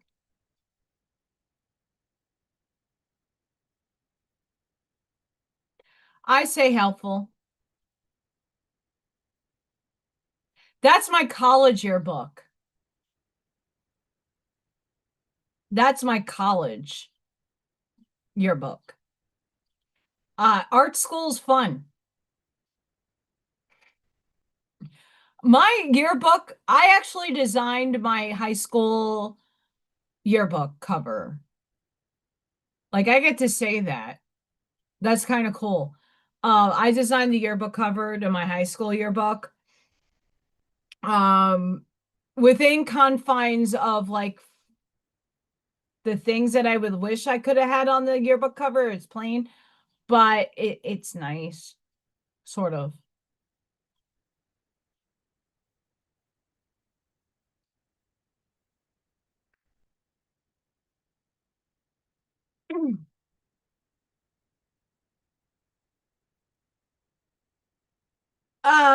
So Gunley, I don't know the time span per se, but I was at a friend's house, uh, and fell asleep on his couch.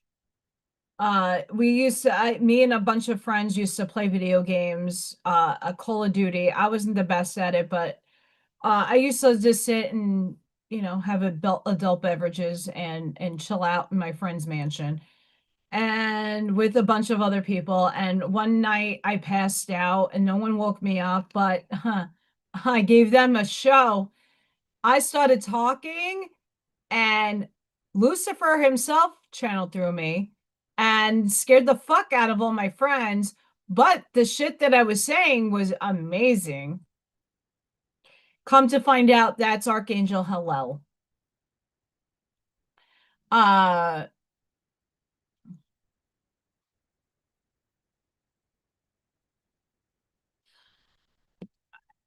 so I don't give names to energy anymore. I don't. What I do know is the two archangels that run through me, having experience through me. I don't know the artists that are having experience through me. I don't know much. I could say any one of the Starseed groups I belong to, which is a fuck ton. And most of you also, you're not just on one Starseed path, you are a combo of a lot.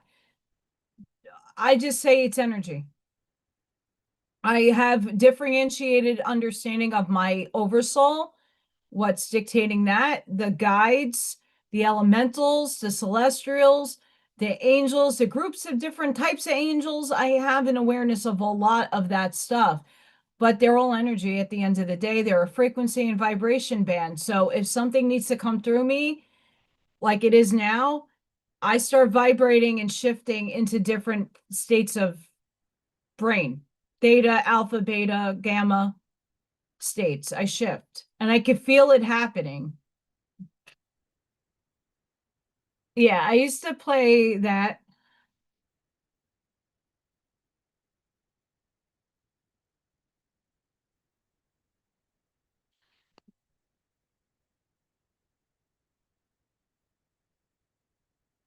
So I'm channeling most of the time, like spirit brought me cards. I'm channeling in energy to pull cards. Um, when it's, I don't have the medium ability that people think I have. I don't call grandma and auntie up there. They give me messages, but I don't have a two-way telephone line of receiving information like that. The little one that transcended recently, that was a student of mine. She just dropped me a line of like, I'm okay, I'm fine, you were right, and then it dissipates. My mom and dad come down to me. I know when they're here. My mom channeled through me. I don't tend to trans channel, and that's when you close your eyes going deep and let them come through you.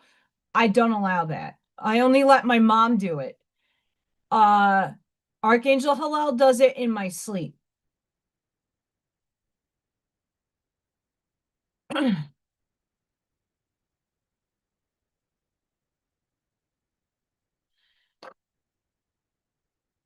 And he was basically saying a lot of what we think is his story is not.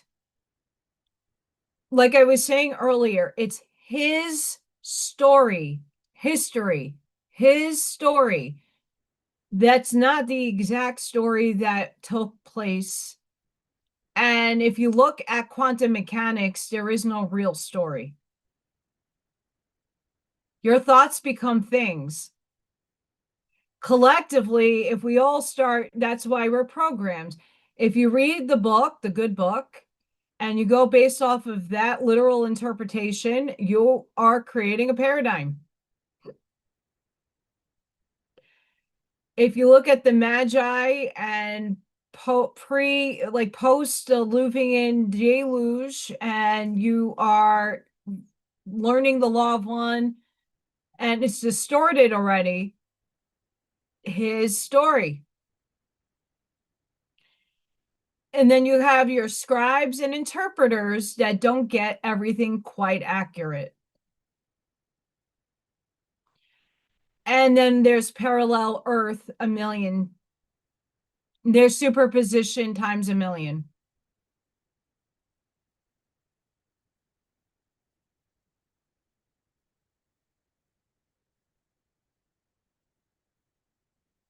Lower plane doesn't necessarily mean evil or low vibing in a bad way. Lower plane can just come from inner Earth.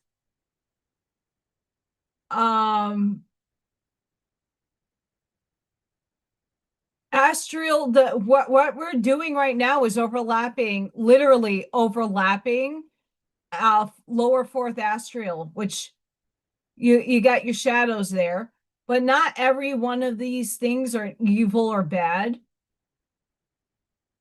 You know, it's an interesting channeling. If you do trans channeling, it can get a little sketch. Um, I used to watch a trans channel named Pamela Erlin. She knocks Dolores Cannon out of the effing park. She is channeling Dolores. I know it. I feel it. I align with it. She channels other things and I don't feel it. I don't know what she's channeling, but I don't let it come into me. She channeled Halal, aligned, Yeshua, aligned, but not like people were watching Sam the Illusionist contact the Galactic Federation of whatever. I'm not a fan of them. That social memory complex, if it is a true thing, not a fan.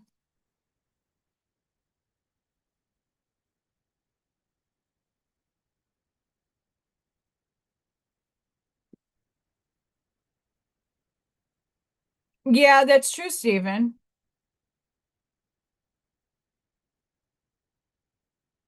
Correct, Terry. Yes. You're gonna get messages. The biggest message, Hillel, on and that when my friends videotaped me on a very shitty old phone was basically saying like what you think is the real story and what your beliefs are will shift eventually. But that's for your eyes and ears to hear and to feel if it's true for you. That's something that we got to really take into account. We all feel and experience life, love, our belief systems, how we think. We're all different. And it's okay. We all come commonly together with similarities that we all find in each other that we want the best for all and not just for some.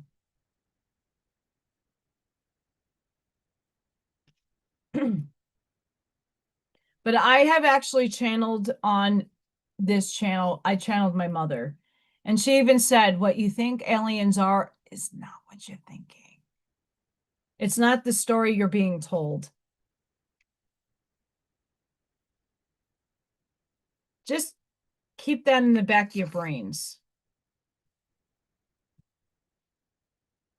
It's importante.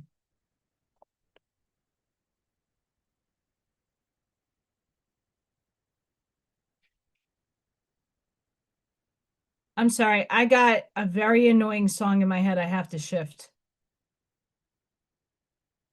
When you work in pre-K, you get these stupid songs stuck in your head.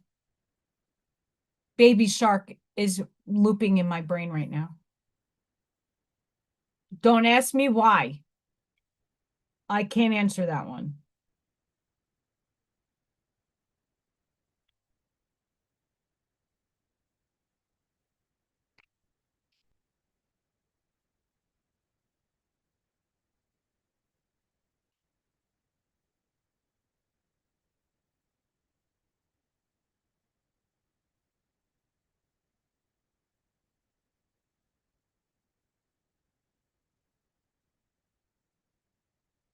The negative polar, I don't like to call demons negative because not all of them are.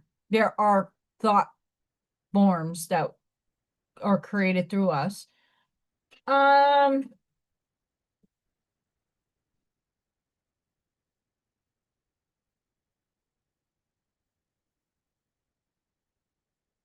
I have this book as a reading on my channel. This is Realms of the Living Dead, a brief description of the afterlife, first edition, 1917. And this is one of the Curtis books. This was written in the spiritual era. There's a lot of things I don't agree with, but there's a good amount that I do. Um,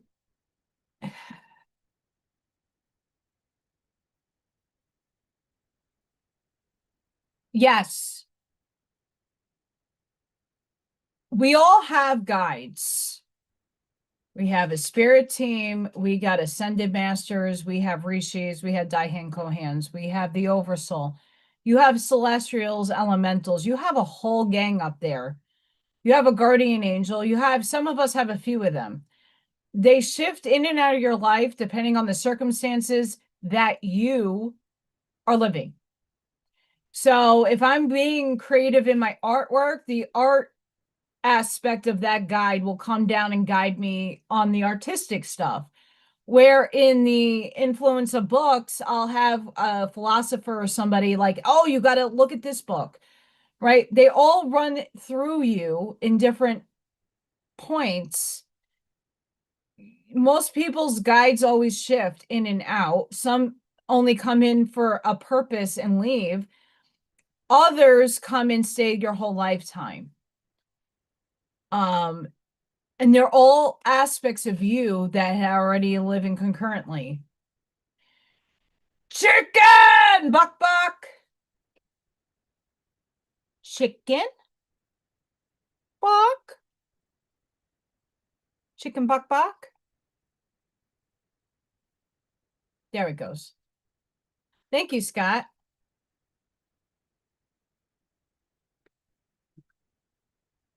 For those of you in the back of the room,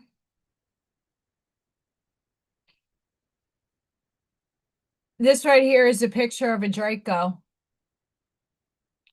A royal white Draco, right there. There's a little girl with the face diaper on, right here, face diaper. Here's the eyeball, mouth, head. There's other things in there too, if you could see it. Those in the back of the room. Draco. Alien. Alien. That's how I knew I lived on a Stargate. That was confirmation right there. In a plague mask. I wore a costume. Here's the original photo I took with my very old shitty phone. This was my Plague Master costume that I wore right after the vid. And if we zoom in right here in the mask, in the eye goggle, is the Draco.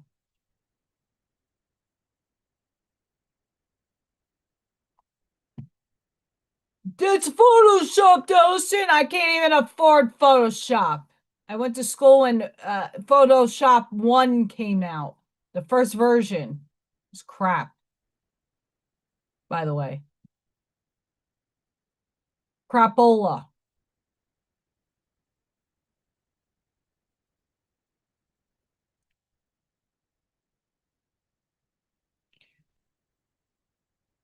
You know who that is, Sparky. And the roller coaster ride is off. You know who that is. You met him.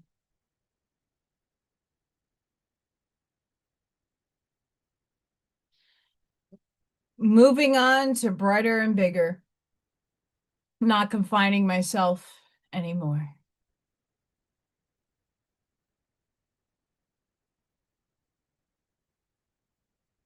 Not doing it no more.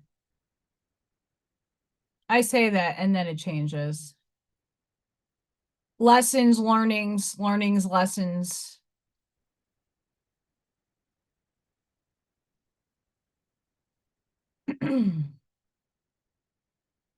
So before I get into the cards, I was looking for this and I found it. Today, the sun aligns exactly with Uranus and Gemini, a moment astrologers call a Kazemi. Think of it as a spotlight on everything this 7-year cycle is here to do.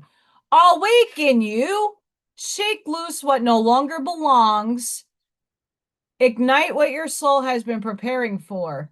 This alignment amplifies the intensity of the entire month. If you have been feeling the pressure building, today is the peak of that wave. Do not fight it. The pressure is not trying to break you. It is trying to break through to you. There is a significant difference between the two. Rising if you're ready. I am rising.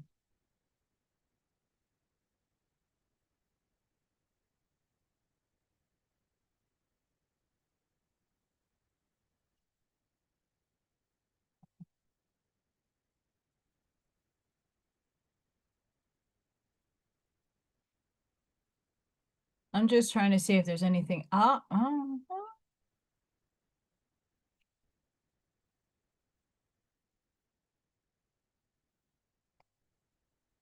Hi, the Foxy Mama and Mr. Greg. Yes, go check out Fluid Pour Patriot. The link is in my link section. Not right now, it's on live and there's nothing there. After the show is over, all my links will all be uploaded, and Fluid Pour Patriot, that's in the chat right now. Greg and Miss Lisa, they have a phenomenal website and amazing things. I love art and I love artists and I support the people we love. Also, while I'm here, Arnie has another music video. It is gorgeous. Go check out Arnie's channel and his links. I also have Divine Sunflower Tarot, Miss Sid, amazing work. Go check her work out.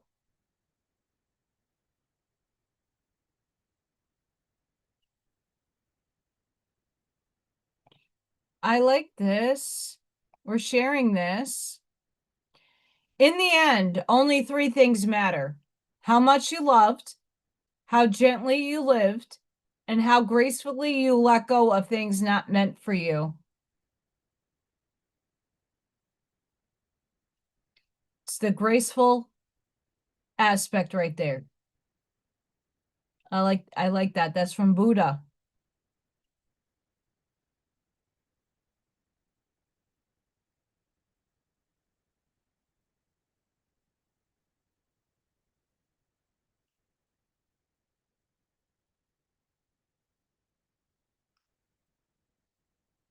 I know I'm also looking for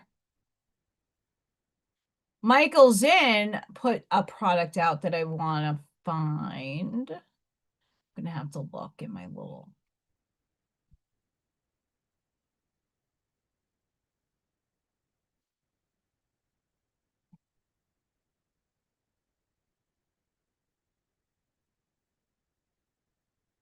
Let's see if it's on his channel. Where are you?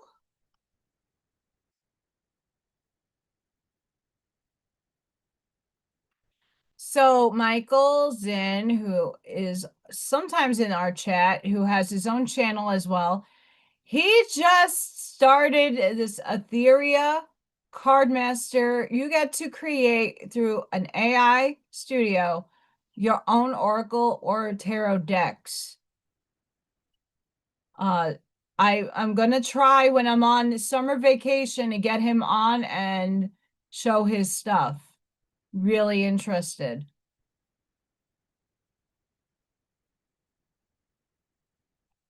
Sid hit a couple of things that are happening in my private life right now. Hint, hint, wink, wink. Sid has a great channel, and I'm thankful that a lot of you are supporting her. We got to support each other. That's why if Eddie's still around, please share your channel. I'll leave it in my link section so I could shout you out. I'm looking for something else, guys. Hang on.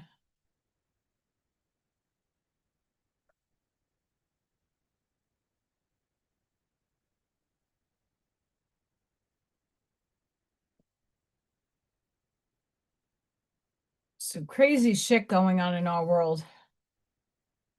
Is today World Goth Day? Holy crap. World Goth Day. I dressed the part, I guess. All right. I'll find it later. The Eternal Child. The inner child, the child of joy. The eternal child is connected to the timeless, ageless, and infinite aspects of life. It is radiant and fearless and seeks joy above all else and at any cost. It struggles being bound to an aging body with the physical limitations in a world that demands attention to detail and logistics. The eternal child wants to nix all rules and responsibilities and go beyond what others say is possible. It wants to return with plenty of friends to the land of the free, where divine wine and creativity pour from the earth and sky. We all want a sip from the well of eternal youth, and this makes the eternal child naturally popular, perhaps even famous. The eternal child glimmers. It reminds us of what is possible, what is magical about this precious life.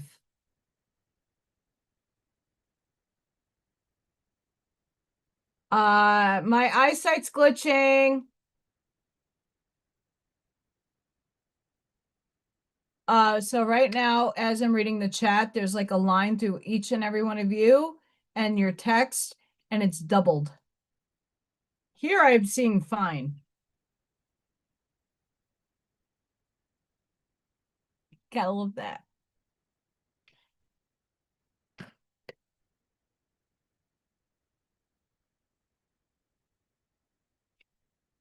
What is this asking us?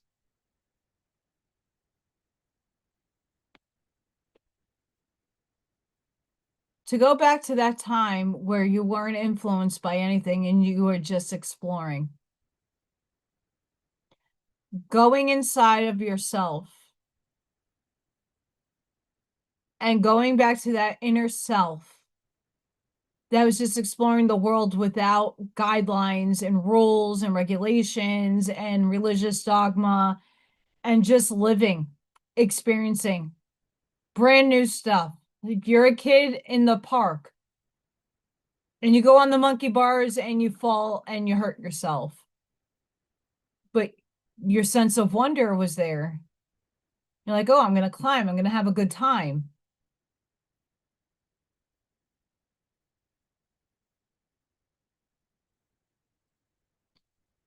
If we go back to that and we applied it to the adult limited body, don't climb the monkey bars, but find things in your life that you can explore and have wonder in again.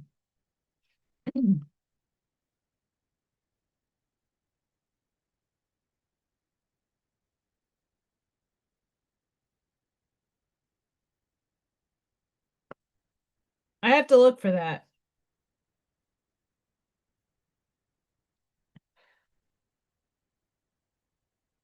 This shapeshifter,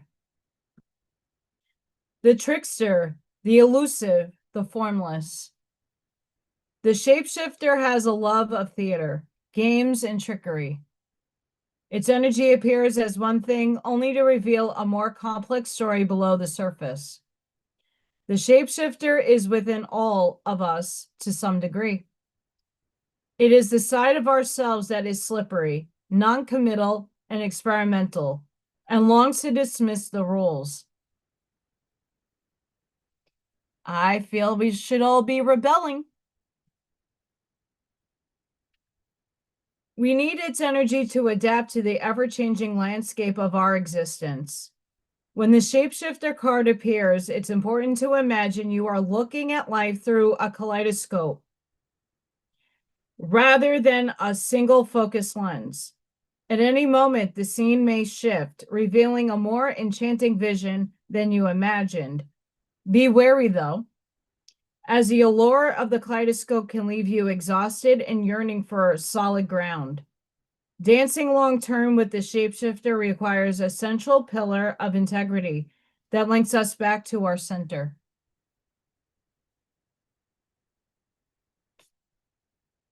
My eyesight's glitching.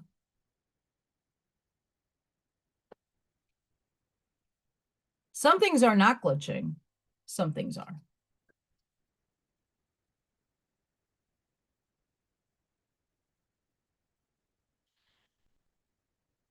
We've been pulling this up every few Friday Night Lives. The lover, the heart, the beloved, the devoted. Pulsing through the heart of the lover is gratitude. The lover appreciates and experiences the world through the senses, revealing in beauty, song, art, music, sense, and sensuality. This energy awakens at the tip of our tongue when we taste the sweetness of honey, kiss a lover, or speak gentle words to a child. The lover lingers in foreplay, aroused not by the getting there, but by the slow merging of self and other. This energy is usually experienced for short periods of time, as in order to feel it, we must be fully present and awake, with no expectations or rules about what should be. Rather, the lover is in awe of what the world presents, revealing in the glorious details, grateful to savor every last drop of life's offerings.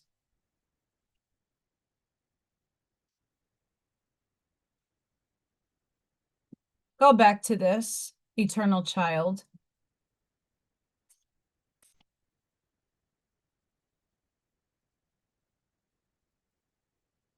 Get away from the illusions, but seek out wonder.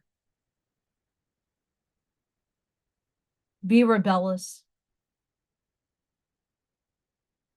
You create your destiny.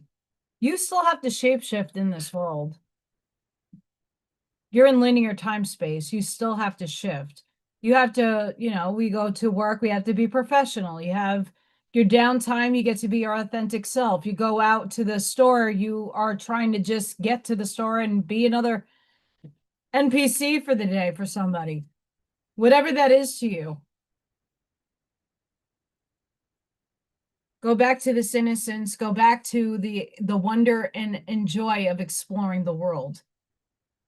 The one where there's no programs, narratives, or anything to steer you, just lived experience and loving the moment. And shape-shifting to meet that.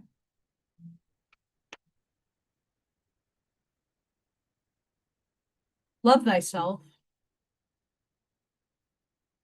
Know what's true for you.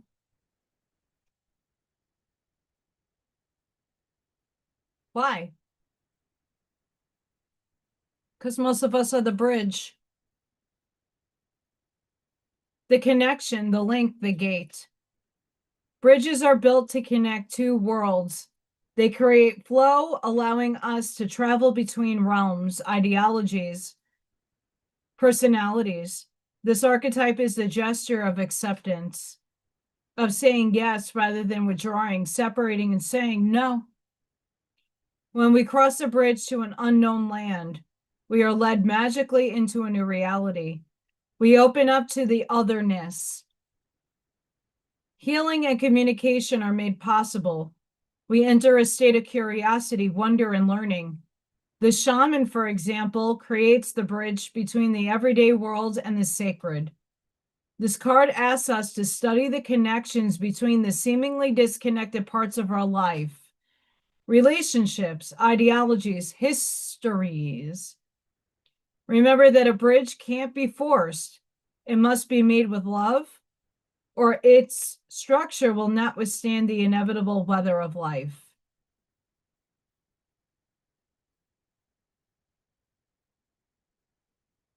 Most of us are physical bridges. We're bringing heaven to earth. We're modeling in our everyday life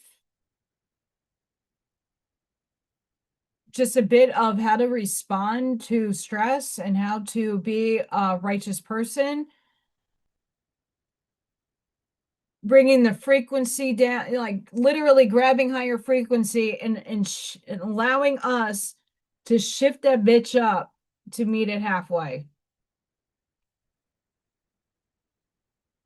But in order to do that and be authentic and to unify, you got to deprogram yourself from the third dimensional linear space-time.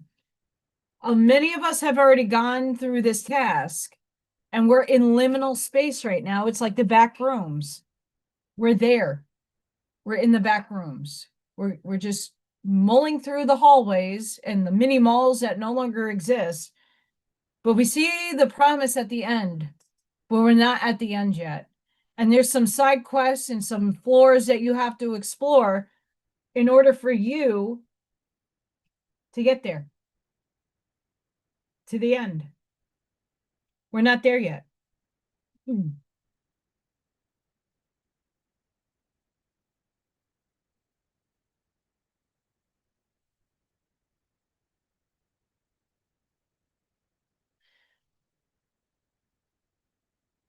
We chose our circumstances, the timelines in which we would experience. We have the choice to shift that. Hi, Hazel.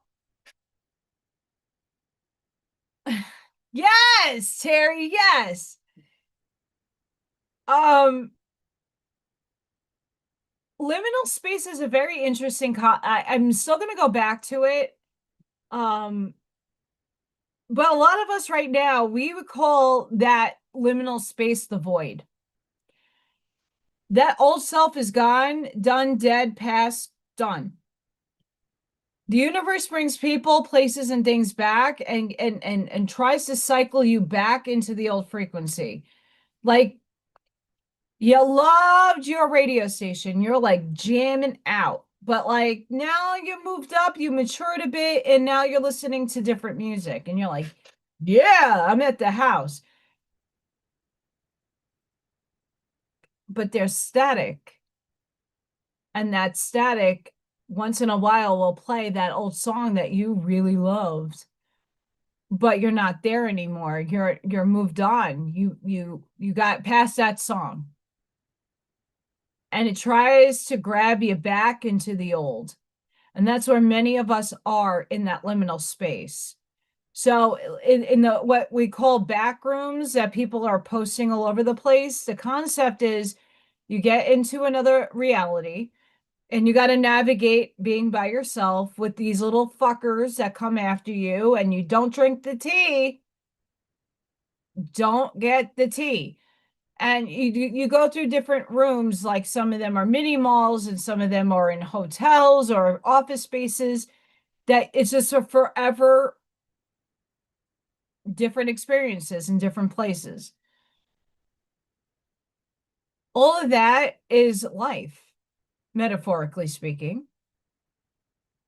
You're going through hallways and going into a room, that would be your experience. And then you leave the room for another experience. I have. But if you go into somatic nervous system work, the biggest thing that is used to help explain a lot of the methods that they're trying to convey is being the radio station. You are the transmitter and the receiver all in one.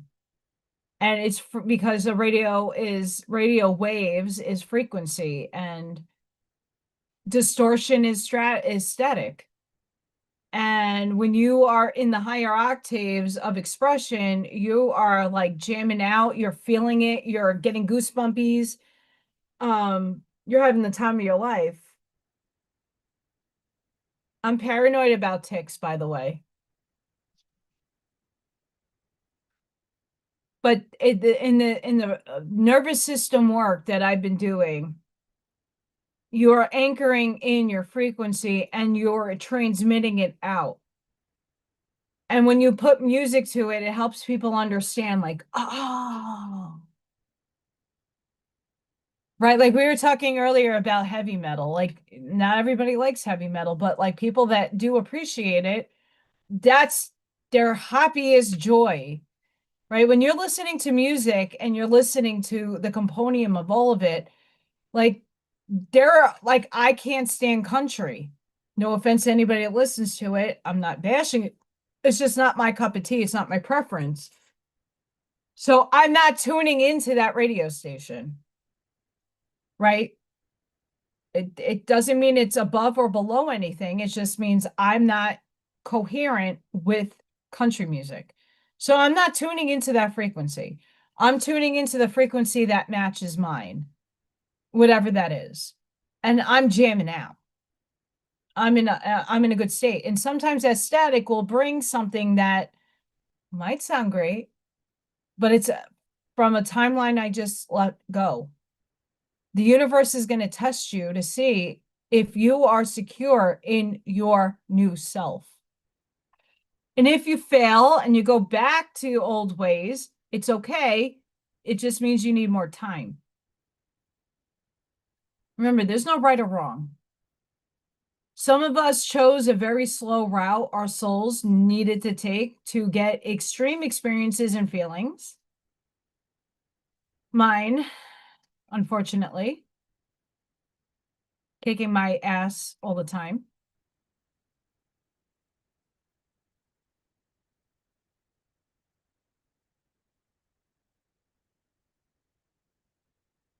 Yes. Thank, thank that self that got you up to this moment. I think that self that was in lack, limitation, survival. It got me alive. It got me to this point. But now I get to choose. I'm no longer in lack, no longer in survival mode, because I am not allowing it to happen. I put my damn foot down and said, no more. I am not living that program, that narrative being stared in my face. That old self, the one that fucked up, the one that did some messed up shit, the one that accepted abuse, accepted certain things that I shouldn't have had. I didn't have the self-worth. I didn't care. That self is gone. Oh, my birthday happened last month, but thank you. My birthday happened April 16th. Thank you, thank you. Not my birthday. I'm an Aries. I'm a Ram. I'm a fire sign. I'm a fiery bitch. I'm a lover. I'm a hater. I'm a sinner. I'm a saint.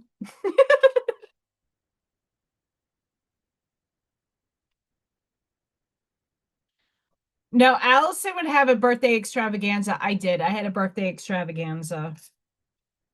I'm very thankful. We did a raffle. And many of you were a part of it.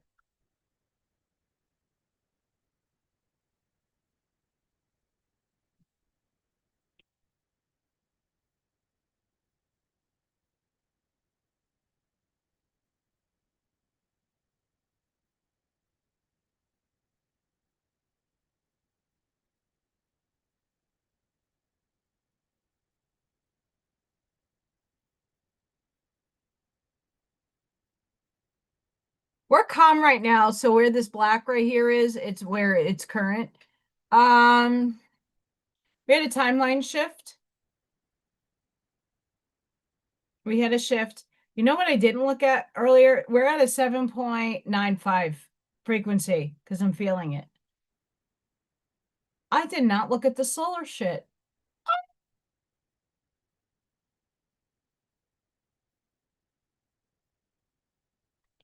And God said, let there be light.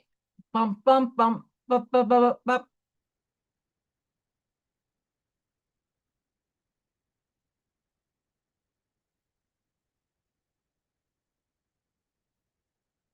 That mothership left.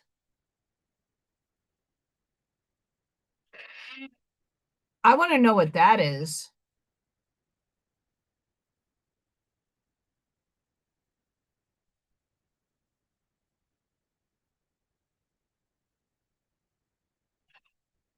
I want to know what that is.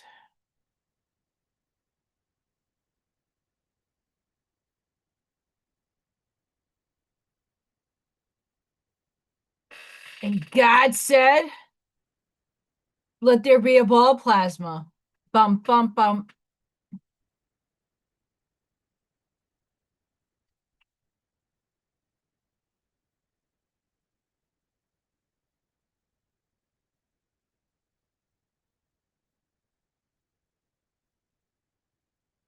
I feel like you already know the answers to that, Stephen.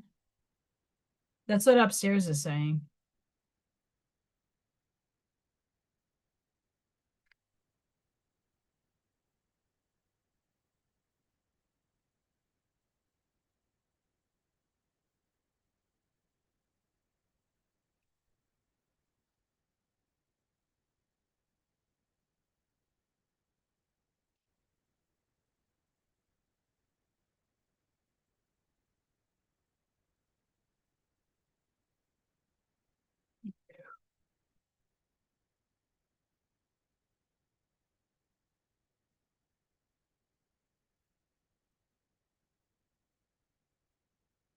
Ha! El Summer, you're funny. I like that.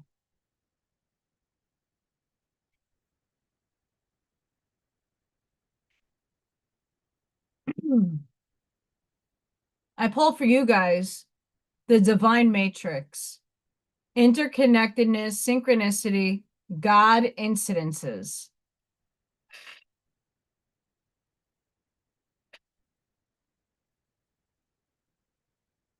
You are in alignment with the oneness of life and the inner workings of the universe. You are part of something great. That means that you are greatness expressing itself. Not one thing in your life has happened by chance, even when you felt that things have been against you. A process has been unfolding, helping you understand your connectedness to all things. So there's no need to feel insignificant or lonely. It's also important to remember that the universe is always working in your favor and for your highest good. You may have felt loss, but know that nothing is ever lost. For we're all held in the heart of Source, and love is our connection to all things. That's big.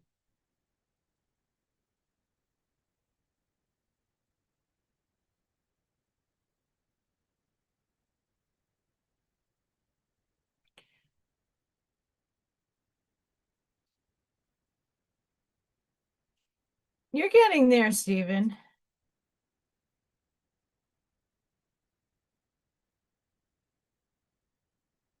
We have solar light upgrade, as I was just showing the sun. See how everything is syncing tonight? Solar plexus chakra, inner fire, willpower. This has been coming up. The solar plexus have been coming up a lot in the channel member readings. The light of the great central sun is shining on you, activating you to push onward and create. This is a perfect time to move forward with projects, goals, and intentions. Align your energy with whatever you are ready to create and experience. Focus on what you are ready to grow and where you are ready to expand. As you focus on your goals, you are giving them energetic encouragement to flourish and open, like the warm summer sun kissing the ground, encouraging the flowers to grow and bloom. That sunlight has arrived. It's here in you now.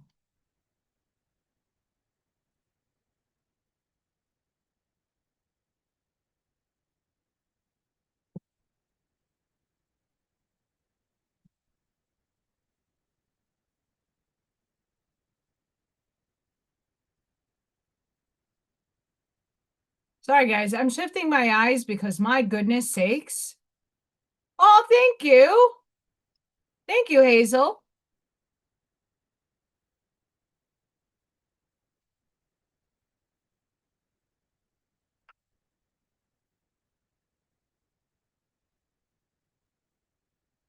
Welcome back, Ivy. Everybody thought it was my birthday. My birthday was last month. But anyway, happy birthday to anybody in the Gemini. Actually, my soul sister, Miss Lady Katie in Brooklyn, New York. Happy birthday. To one of my old favorite besties in New York, Mr. Rob. Happy birthday, Rob.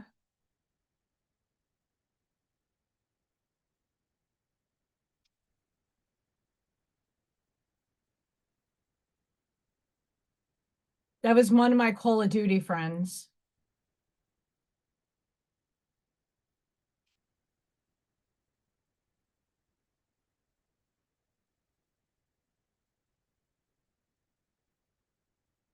No, I would. So, Stephen, I want to say that might be for your case potentially, but for mine, my higher density self is light. Whether that's an angelic, an archangel, my higher self is my oversoul, and there's different components to that oversoul. It extends.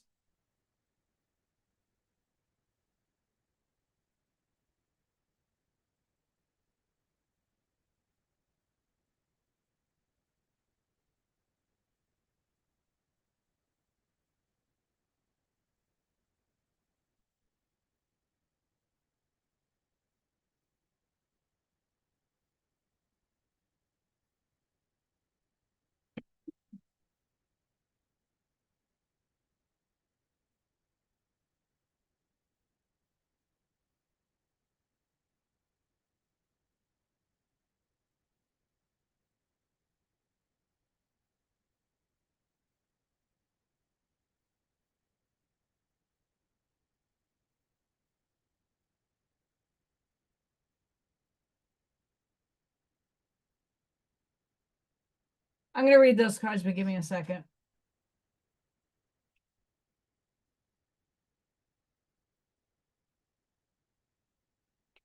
I'm in my moon sign.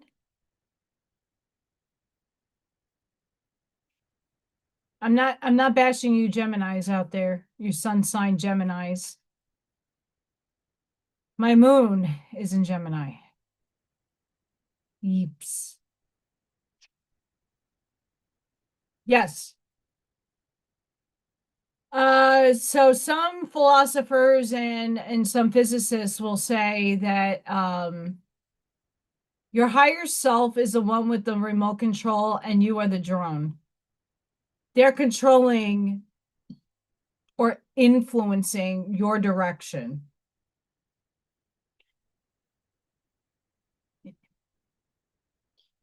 Uh,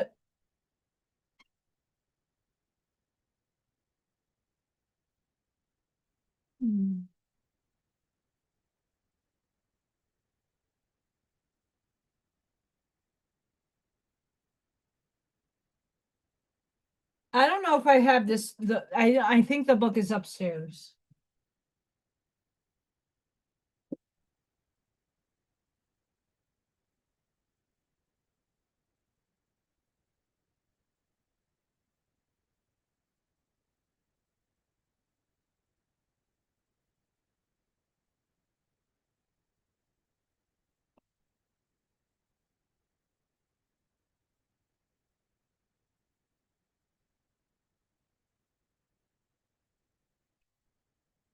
Fudgies.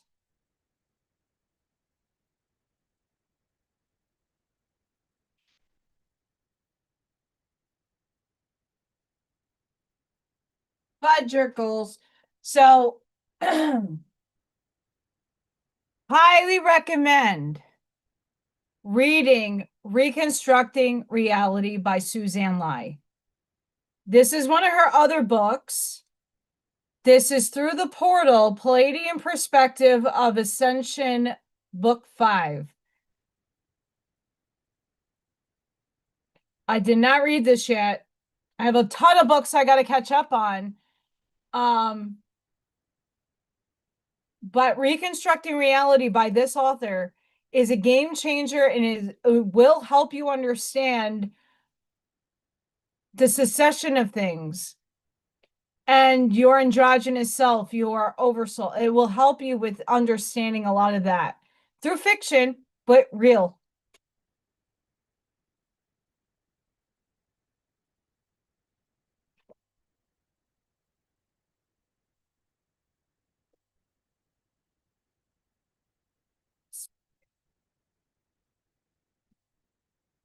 Hey.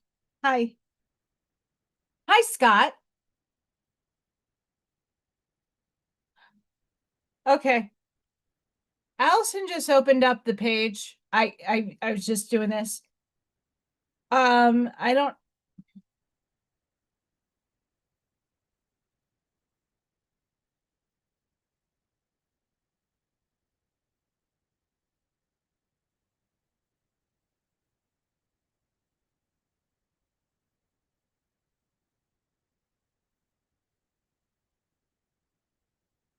before I do quote from here.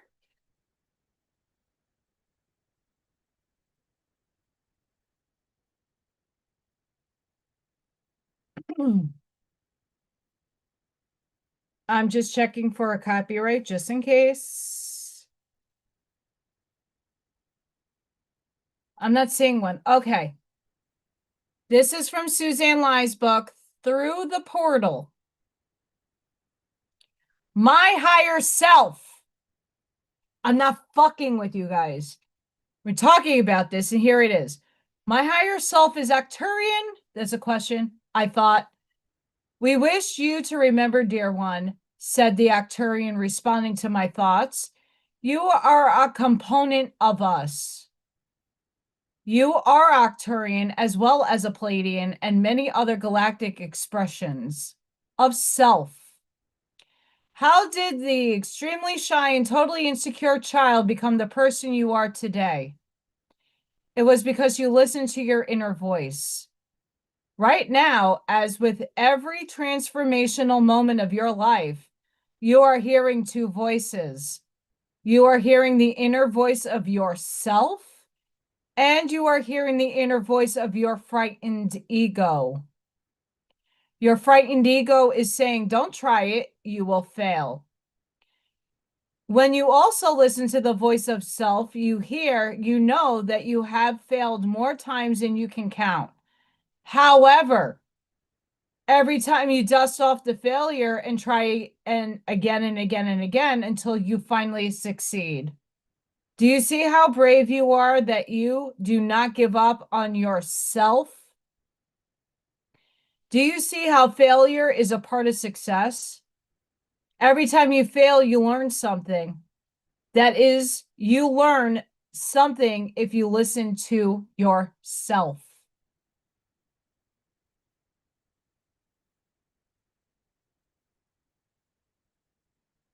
Your inner voice has given you assignments that are impossible for your third dimensional thinking to understand.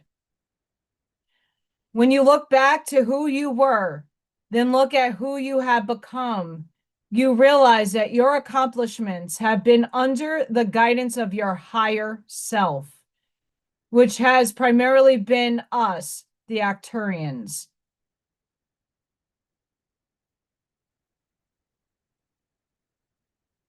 I don't make this shit up, guys. We are just talking about it. Turn to it, get a book, not the book that I wanted to show you guys. But I opened up a page randomly and here the fuck it is. I'm not joking. Failure is not quitting. Failure is the beginning of a new task that you now feel strong enough to tackle.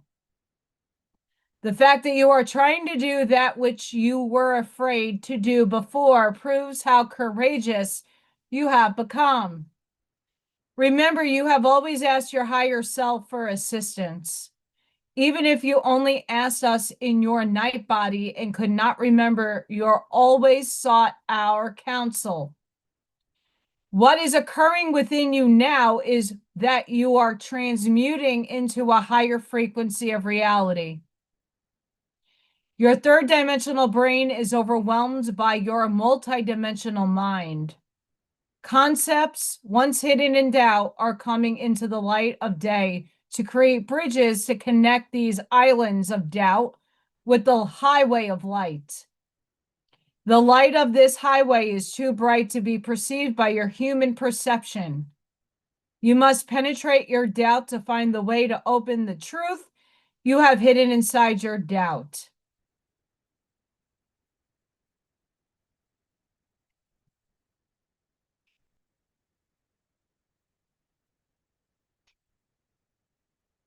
Isn't this not what I always talk about?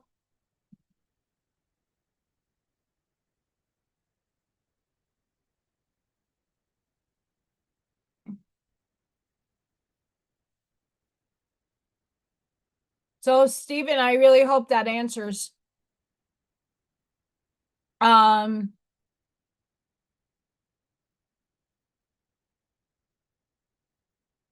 Let me find it.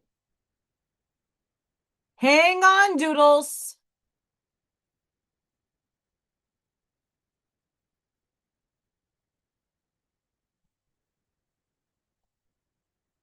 I might have to mute myself. Give me 2 seconds.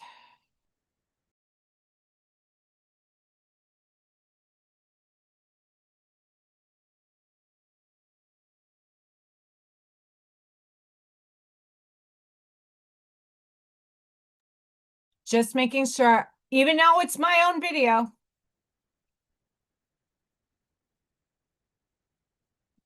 If anybody wants to go and find, this is from my book reviews tab on the channel, Reconstructing Reality by Suzanne Lai. And in this beautiful link doodle right here, you can find the Amazon book. It's on Amazon.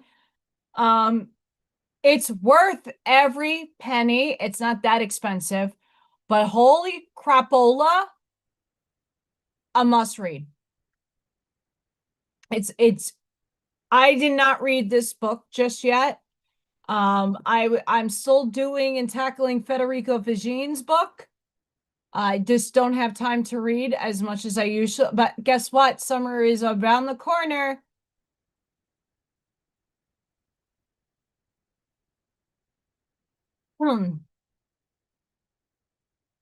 And I wish I can go and edit some of this stuff out, but yeah. This is me a while ago, 2024. The really, really good book. If you want to hear my insights, go check out that video in my tab.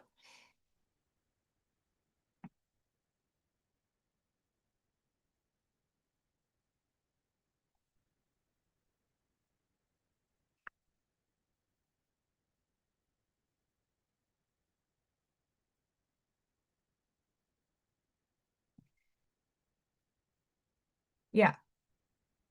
Um,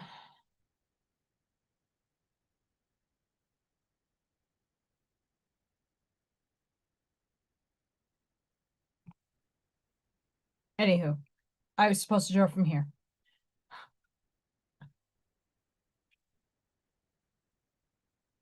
We are. Um, but it's all perception. All perception. For anybody in the background, I have for all my friends, please don't forget to like, share, subscribe, and hype any one of my videos. It's appreciated. I have channel memberships. Hopefully tomorrow after my windows get measured out and I do the lawn, I'm going to be sitting and doing the channel member only oracle card reading for the week. I do it every week and telling you what you need. I got one more week of work and then I'm going to hit the fucking ground with projects and stuff that I have in the background. Episode 3 is going to be started. I'm going to work on that.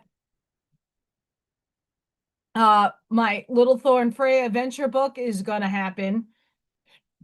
I'm going to be working on that. I'm going to be reading a lot more.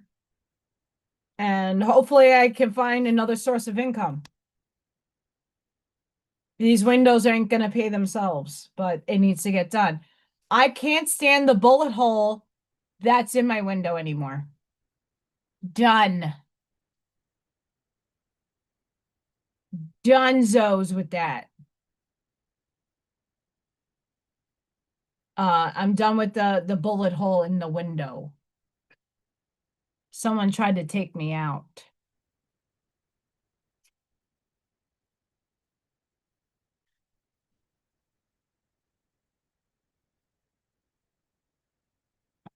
Didn't work.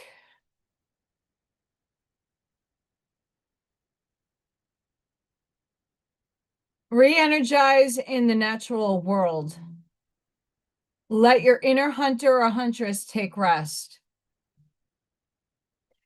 So here, Spirit again, I'm going to get to these cards, but Spirit again is like prompting us to literally get into nature.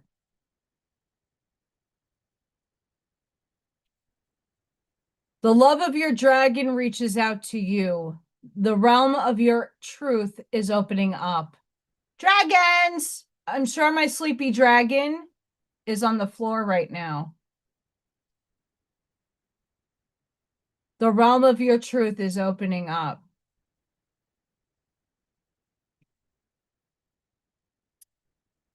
Live playfully and with a light heart. Listen to the voice of your inner child. Eternal child, inner child. A sign to all of you in the background that need to do shadow work. Heal this aspect of yourself and go out and explore as if you are a child, even in an adult body. Go out and go on the swings. Go out and experience nature. Go out and do something you never did before. Because when you were a kid, everything was like new to you. Do you remember the first time you went to a park, went to a lake, went to the beach? You were like, and you went out and explored and played. You did you, and you did it fully as a baby. Now you got to redo that and feel and capture that essence all over again, but in your adult body. Protect what you love. It is your duty and responsibility. I protect Miss Freya and little Thor and baby P.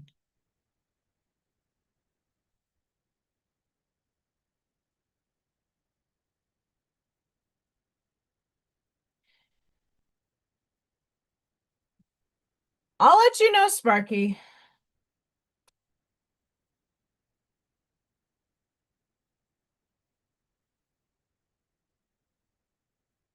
Time flies. I don't like it.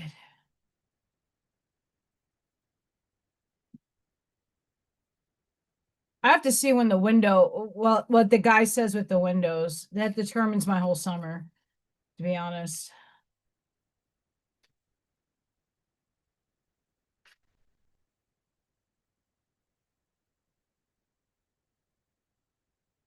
We have Fool's Embrace, transmutic pain. Allowing life to love you. The experience of both and. The pain of life is sometimes unbearable. When we're in it, we think that pain, that loss, that betrayal will always be woven through our continuity of existence. We've kept hostage by the way we identify with the pain and what we make it mean. If we let it, it becomes etched into us like a tattoo. No matter where on the spectrum of pain you find yourself now, whether it be mild disappointment or searing loss, it's time to make peace with it, befriend it, rather than resisting it, running from it, or judging it as a bad or unfair or hostile. Can you see the gift that is here? Surrender to the Fool's Embrace, allowing the truth to envelope you in love and compassion. What if you could learn something amazing from this? What is truly yours will not pass you by. Something better and perfect for you is waiting elsewhere. If you could come to terms with the liberation and freedom inherent in loss, your broken heart might open you up to a greater sense of humanity and compassion. As in the narrative of tarot, the fool will be at the beginning of your life's adventure. And at the end, when you are integrated all the wisdom you have accumulated along the journey, he will never let you down or lie to you. He will, however, teach you how to reveal in both the beauty and desperation of life, both and. This and that will always be true. Remember, the pearl can't be created without the gritty sand causing discomfort and acting as a catalyst in the oyster. Your pearl is discovered in radical acceptance that everything has value. All is well now and will be. Remember that today as you feel the fool's embrace.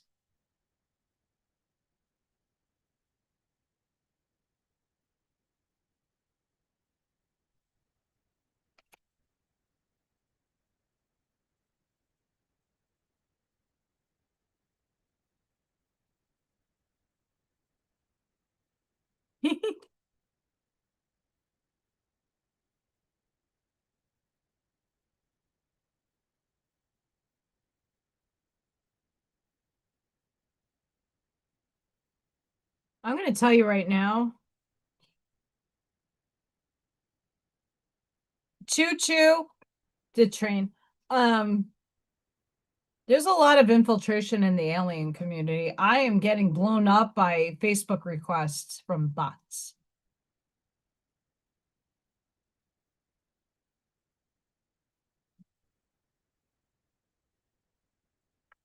Correct, Mr. Scott. The farther gate, bold step forward. The next experience, legacy, involving bold step forward.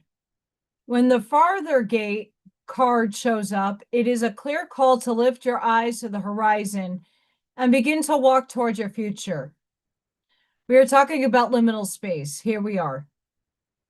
You are marching in place right now, stirring the dust, but not getting anywhere. Trust that your forward movement will lead you to a new destination. You have already set for yourself, but perhaps forgotten or neglected because of your everyday busyness. The farther gate comes to tell you that an ending is at hand and that you can leave the old behind. Let it peel away like an old skin you shed. Do not hesitate. Cross the threshold boldly and you will be rewarded. If you continue marking time instead of moving, you will miss the opportunity. The gate is open. The next landscape of your life is within reach. But the window of time to pass through, it grows shorter. Do not dally. A gift of the further gate is to bring you to the fullest expression of your gifts, perhaps for the first time. It is an invitation to a sacred passage to new discovery and both great challenges and opportunities. It is not a graduation. There are no rewards other than exploration itself. You have been a farmer for too long, tilling the hard soil that now bears little fruit for you. Time to put on the explorer hat once again.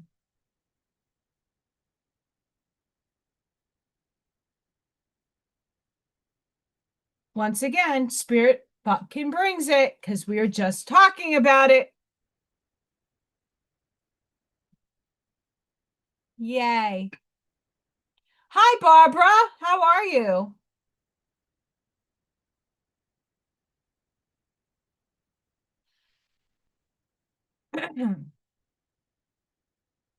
Our last card here is Woodwives. Adaptability, strong roots, growth. I see time as concurrent, simultaneously happening. Although we live in linear space. The Woodwives dance into your dreams as a reminder to be grounded no matter what life offers you. You need to know who you are, what you'll tolerate, what you've learned to date, and what boundaries to set so you feel good about yourself. Life is going to offer you something extraordinary now. And in order to lean and learn and receive its blessings, you must remember that being grounded gives you more freedom, not less. You have everything you need. You have all it takes to do this right now. If you also keep reminding yourself to be flexible, you will be amazed by how well things play out for you. The Woodwives are both wisdom keepers and students of the new world, as those forest spirits have an uncanny ability to adapt to changing circumstances and always find the perfect way to grow and expand. This represents what you already know how to do. Learn. Be in the beginner's mind. Let go of your rigid notions of how things should be. And be present to what is right now, unencumbered by your projections. Is there a storm brewing because things need to change? No worries. Nothing can uproot you now, and it will pass, and you will dance with nature and move with it all. Perhaps you're being given an opportunity to take a chance on something new, and you're not sure how far you can go without losing your footing. Have no fear. When you remember your roots, your integrity, your authentic self, you could stretch yourself beyond the invisible line you drew. Go for it. You will be glad that you did.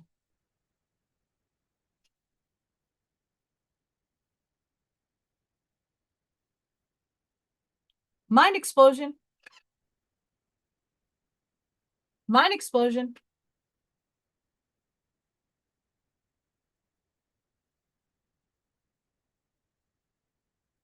Mind explosion. But guys, I will be right back. I have to go to the potty. I can't hold it anymore. I will be right back. Chicken, chicken, winter dinner, chicken, chicken, winter dinner. I will be right back. Going to the potty.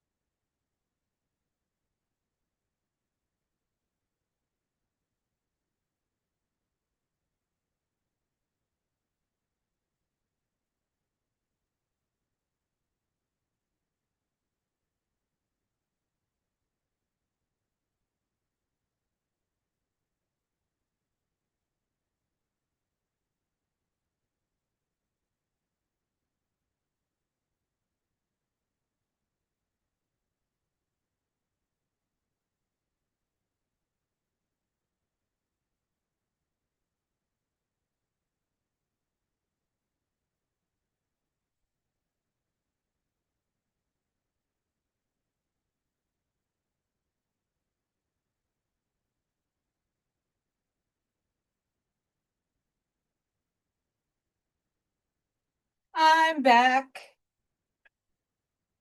How do you all do? I'm back. I'm back. I also had to grab a recess drink.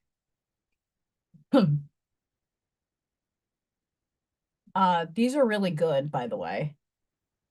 It's for your mood.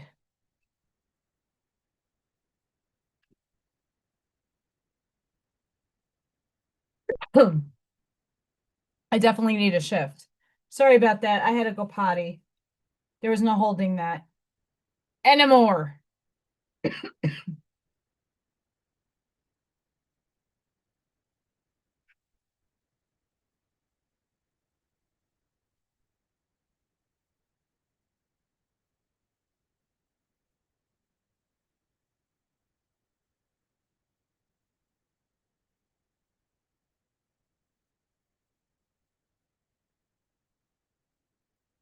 My candle won't light. I gotta fix the wick. Oh well. It happens.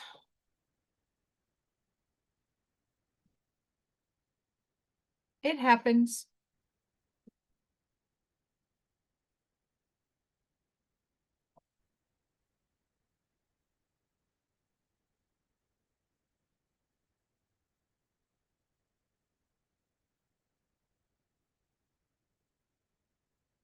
So if your Spirit's message today is if you feel stagnant, if you feel things are not jiving in life, look to the horizon and start moving forward. And forward doesn't, it might be backwards for you. Self-exploration, introspection.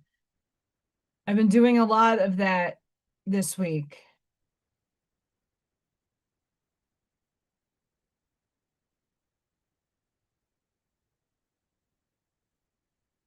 Oh, nature just, it was just a number one. I had a long day. Today was the last day my kiddos came to school. I work in pre-K. They end a week earlier than the rest of the school. I still have to go into work next week. We have a short week too, because it is Memorial Day weekend.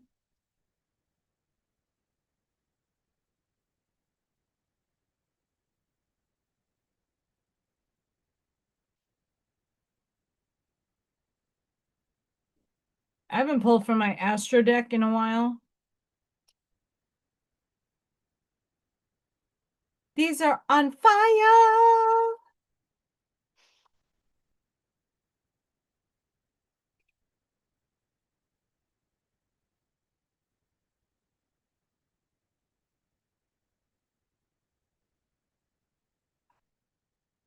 It's refreshing.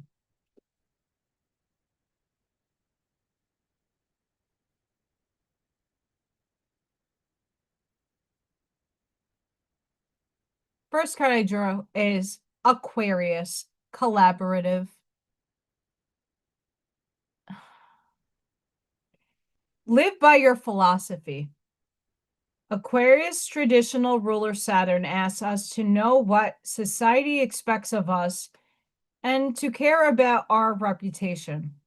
However, Aquarius' so-called ruler Uranus encourages us to free ourselves from traditional or others' opinions and be able to think outside the box. Yes, this can feel like a paradox, but it offers a healthy tension to manifest the true you. Know the patterns and riffs on it with your own invention. To get to this free place, investigate your philosophy, which is your operating manual, to make sure it's alive and authentic. When you feel your worldview and your actions and your intentions are integrated, it is easier to call in healthy collaborations. Cultivate allies, find others called by the same causes and work together. Weave people together to create community. This web will bring in new friendships, purpose, and connections, which may lead to romantic sparks. Throughout the process, consciously maintain a balance between your own needs and those of the collective. Spiritual practice and personal philosophy can be bypassed. Authentic emotions, so be honest with yourself and don't try to talk yourself into feeling you think you should have or onto a path that others find more socially acceptable. If your philosophy clashes with your honest feelings, then your philosophy needs to evolve. If your lifestyle is not in line with your philosophy, then one or both needs to change. The authentic Aquarius gift encourages you to let go of previous constructs and listen to the source within. Honor the reality that you are a unique individual, but you also have a responsibility to contribute to the health of your community.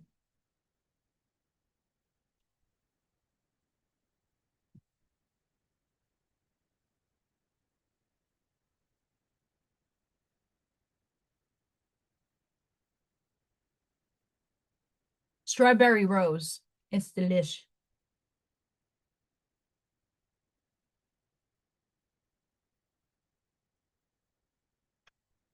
Ninth house, exploration. Go exploring. Step out of your comfort zone to see what lies beyond the boundaries of your familiar bubble. The lens for your experience until you step outside it. Look back at your social, economic milieu, family and friends and education, and confront any unconscious assumptions that your people, your classes, your culture is all there is. You are being charged to develop a truly diverse perspective and understand that real diversity in a person, ecosystem, or company builds resilience. Push your unique boundaries if you are an urban international traveler. You may be most stretched by small town life. Read the philosophy and spirituality from a far corner of the world. Once you've done all this, share what you have learned with the world as a speaker, writer, traveler, teacher, or internet diva. Wake up the world. When you finally break through and can see the far horizons, it can be difficult to reconcile the allure of those infinite possibilities with the familiarity of the people close to you. Both are important. Widen your horizon and expand your world. Explore in your mind, body, and soul. Teach what you know. The world is waiting for you. I'm doing it now.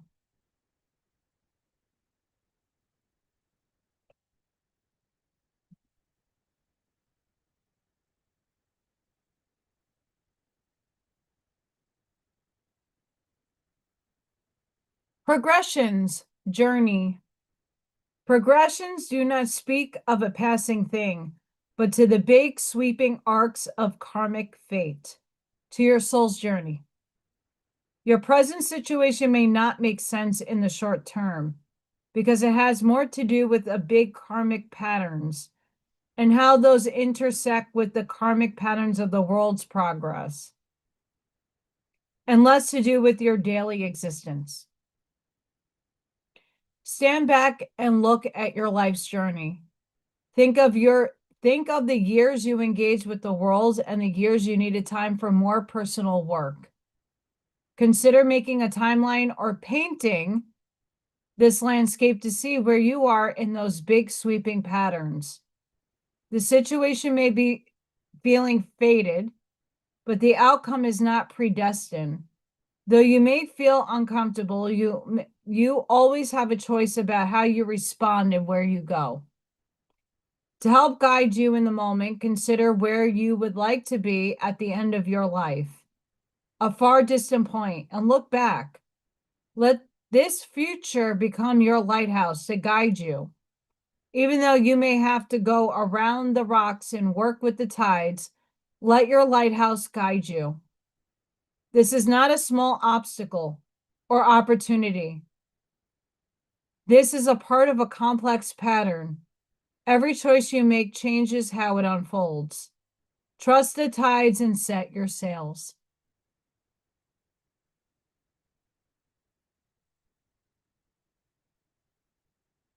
Crazy.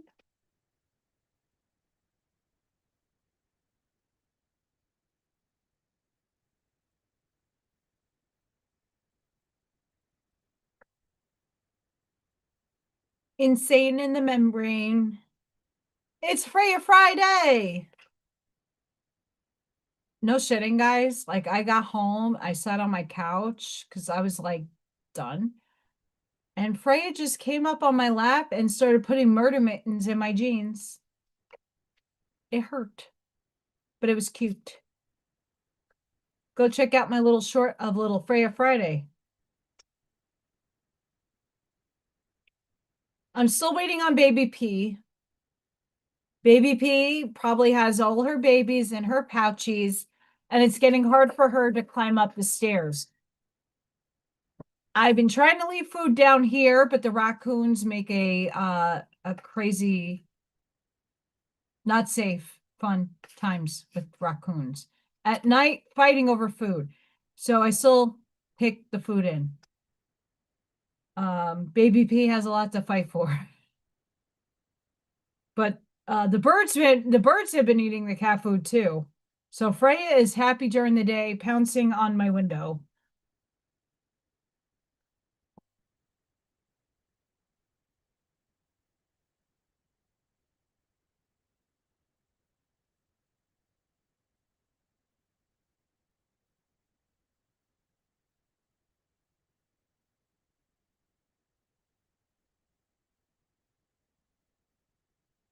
Oh, that's awesome. I have not been able to plant a damn thing yet. My elderberry bush and my blackberry bush are growing. But my gosh, I tried. I have to like de-weed everything and get new soil and stuff. And let me tell you what,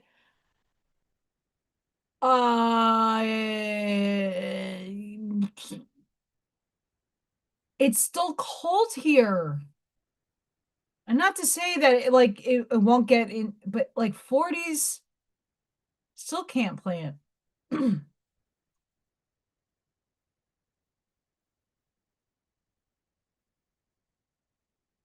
It sucks.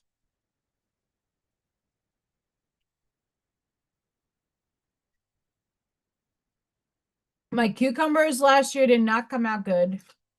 My tomatoes did not come out good. My lettuce did not come up good. Sucks.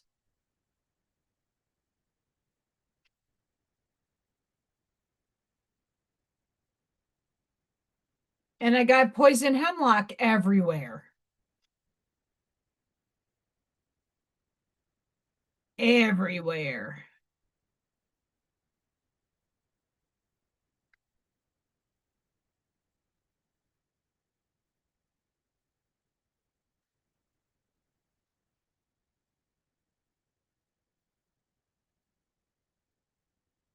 Ooh.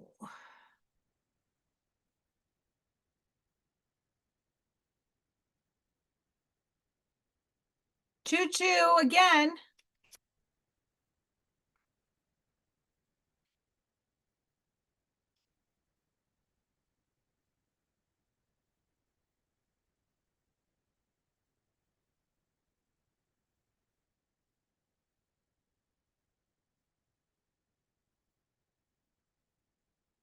Usually the last card that I pull from this deck right here sums a lot of everything that I pull out.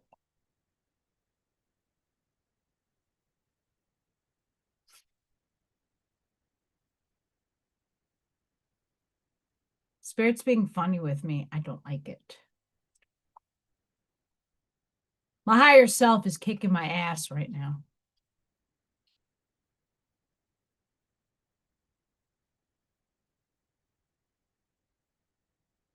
Clarity.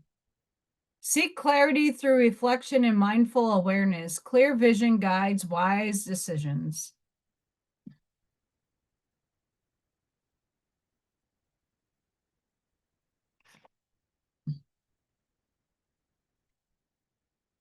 Rejection.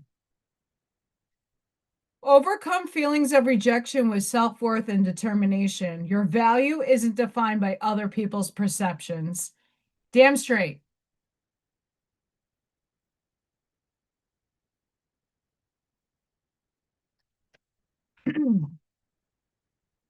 Conspiracy. See through the veil. Trust your instincts to uncover hidden truths. I'm a tinfoil hat, really fun person. Yay.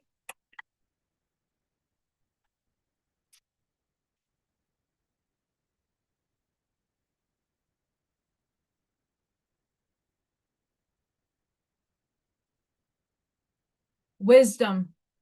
Seek knowledge and experience. Wisdom comes from learning, reflection, and life's lessons. You can't go over it. You can't go under it. You got to go through it. I'm going on a bear hunt. Leap forward. Take bold steps towards your goals. Courage opens doors. to new opportunities and adventures.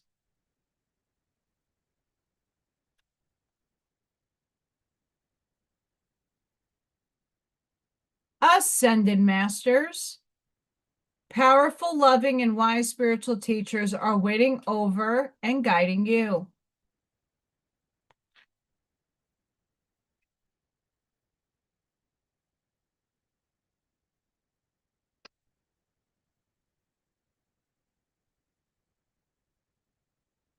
This card, I'm done with this stuff. Twin flame. The answer to your question involves a spiritually based romantic relationship. Not mine. Earth angel. You are a light worker who has come to Earth to teach about love. All you need is love. Oh, you know what would have been perfect? The love water. I drank one today. I there's this like really good flavored water. It's just water. It tastes really good. And it's electrolyte water. And I don't drink electrolyte water all the time, only when I'm like super walking. How many steps did I take today? 15,000. That's a lot.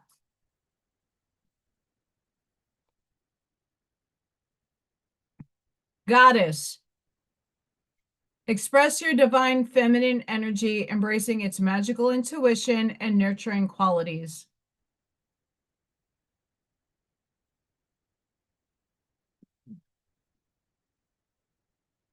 It's batty. It's batshit crazy.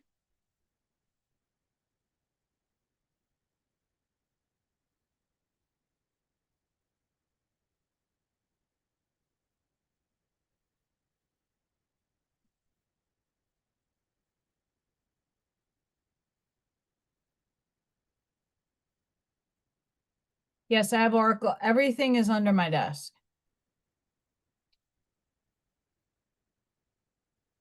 Okay. So today being the last day of school for my kiddos, the lunch lady hooked one of my babies up with a big slice of watermelon, and I know it's fresh.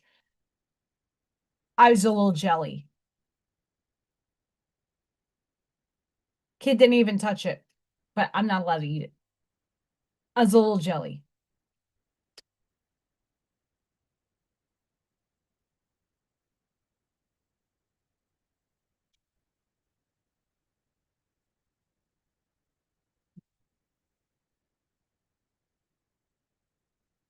A little jelly. I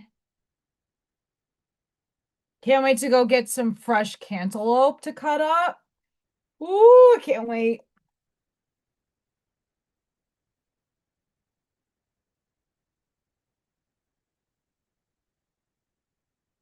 This is Arnie Layton's Oracle deck. Please go check out his website. It will be in the links after the live.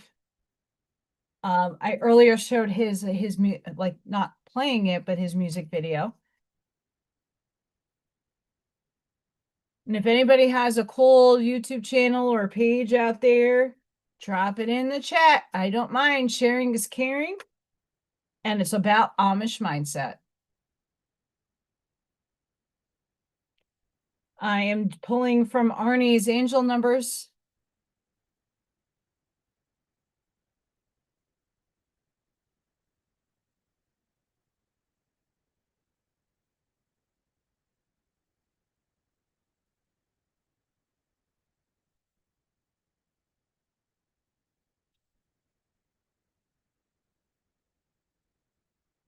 We got a flipper.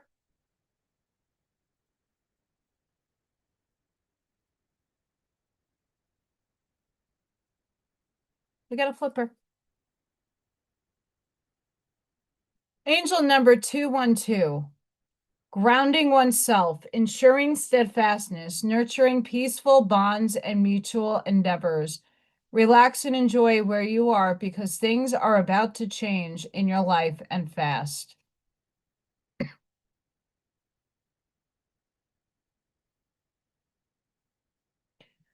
I like honeydew melon too.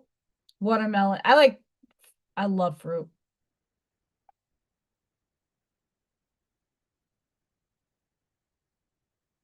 Three, three, one. Strong beliefs, growing through lessons, harmonizing spiritually and in balance. The universe is telling you deserve a partner who resonates with your soul. I do. I deserve that. I don't have that. Have faith and trust.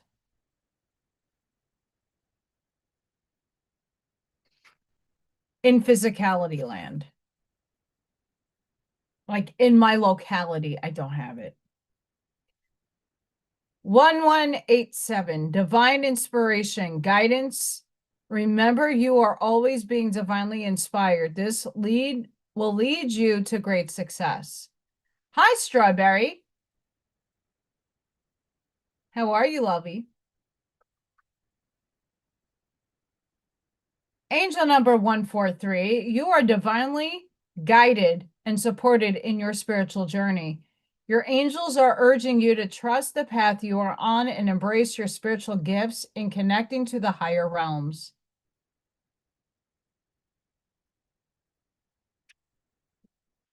Angel number 444, what you have been preparing for is finally coming to fruition.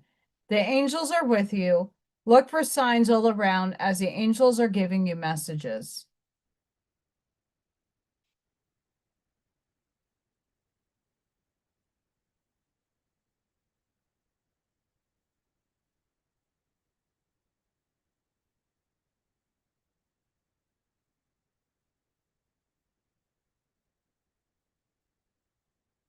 Craziness. Crazy town, guys. Crazy town. If anybody hasn't seen Spirit coming through tonight, holy shit. I don't know if anything's going on in the peripheral. Oh, there's my college degree. Does nothing. The book. You know what? Before I pull,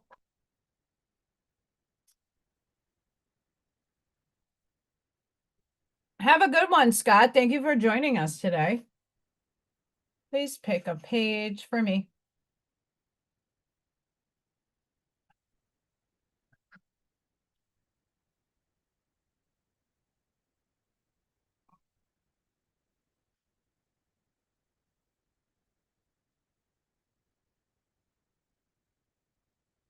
I'm being called for this one. Even though Gaia's consciousness resonated to the fourth dimension, her planetary body needed eons of healing before it could also resonate to fourth dimension. It was then that the fourth dimension became the reality that vibrated in the aura of Gaia, and she became separate from her planetary body that resonated to the third dimension. The creators of the Earth experiment were very concerned about the absence of spirit's integration into third dimensional matter. They knew that matter separated from spirit would create a very harsh world that would become increasingly polarized.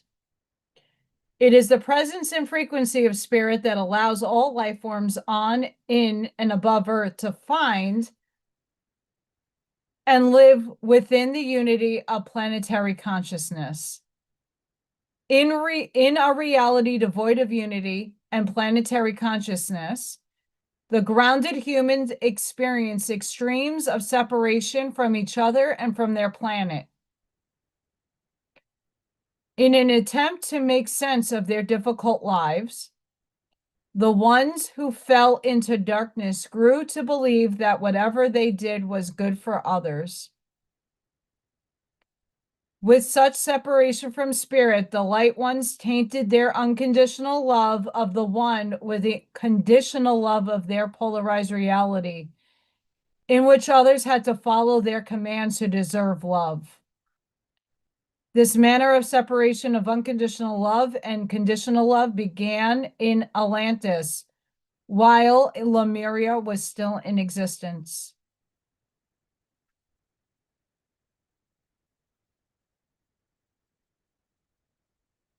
Through the Portal, Suzanne Lai. She wrote Reconstructing Reality.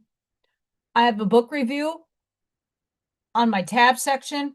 Go to book reviews, go find Reconstructing Reality.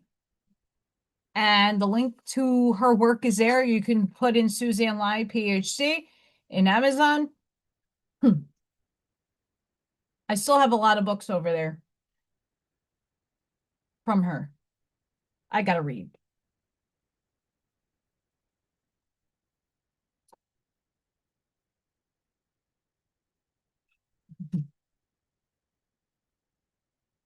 Love Spirit.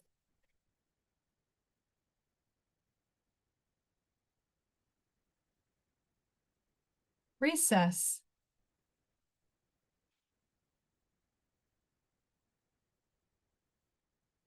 Manas. Humanity. Human. Manas is a symbol of both the human race and the individual self in the rune deck. It celebrates everything about humankind that elevates us, our intelligence, our compassion, our creativity, our artistry, and our ability to innovate. It is a symbol of the collective consciousness and values we all share. But at the same time, it is strongly associated with an individual self-awareness. If this rune appears, you are encouraged to think about your attitude toward others and what your unique contribution to the world is. What assistance or service can you offer others? There may be some conflict between your beliefs and the demands and expectations of your family or society. But if you continue to deny your true self, you will feel increasingly frustrated and isolated. Study or acquisition of new knowledge is another key theme here. Perhaps further study is the way for you to find greater fulfillment? Question mark.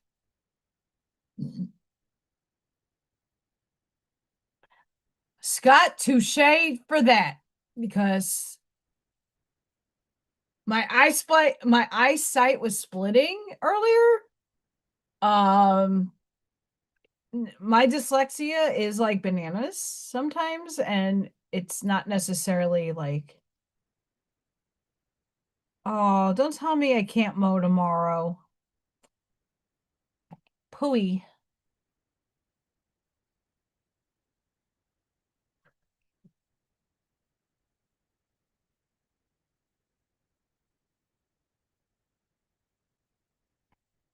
Pooey.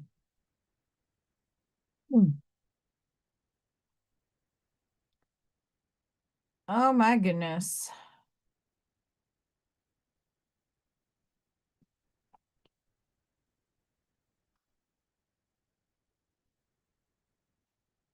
I'm just saying if there's anything else about today.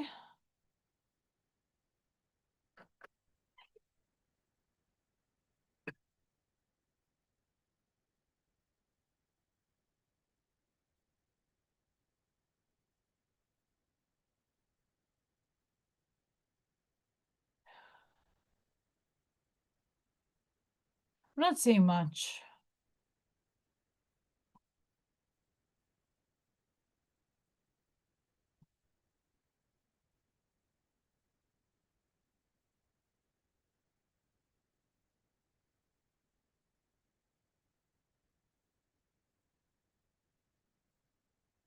A lot of tornado action, guys. If you're living in tornado fun land, please be careful.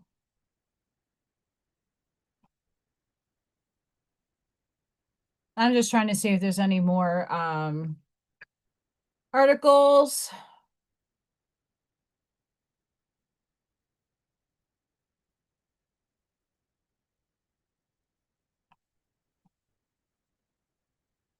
Oh my goodness, the cutest things ever.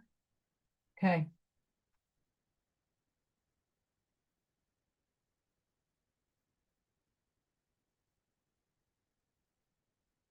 Yeah, I have to go to sleep on the earlier side tonight, guys. I have someone coming early in the morning to measure my windows. I can no longer take the sight of a bullet hole and a huge crack in the back. due to tree limb. And the buggies are going to start making they already have started making their way through the little shitty wood. That's all rotted out. The house windows are original. And I can't find a damn glass place that has the size, the glazing, or the structure to put back in. The windows they're not made like the way they used to be, and a lot of stuff doesn't fit in the frame.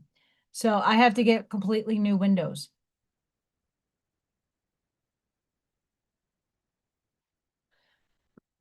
So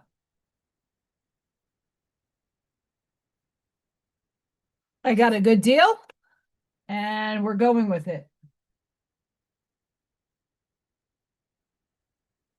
So the guy's coming early in the morning. I'm tired. That's why I'm drinking recess. This is magnesium and adaptogen infused sparkling water. Calm, cool, collected. And this really does work. For me, at least.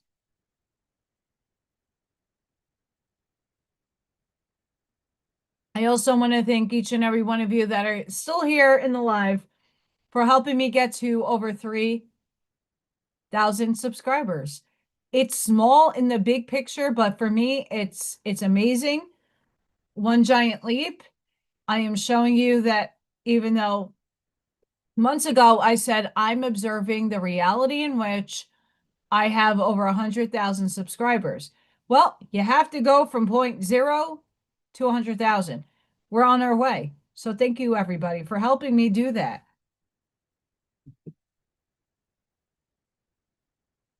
Collapsing the wave function. It's, I'm not here to, it's more about the quality of the people. And I love you guys and you're a high quality angelics. So I'm thankful for all of you. And I'm thankful for each and every one of you that contribute to the chat. I'm not expecting anybody to perceive reality the way I do, but you all contribute in your own beautiful way in helping others. It might not be my words that inspire somebody. It might be yours. Not everybody is comfortable in front of a camera. Not everybody is able or affording to do so, but your comments, your chit chats matter.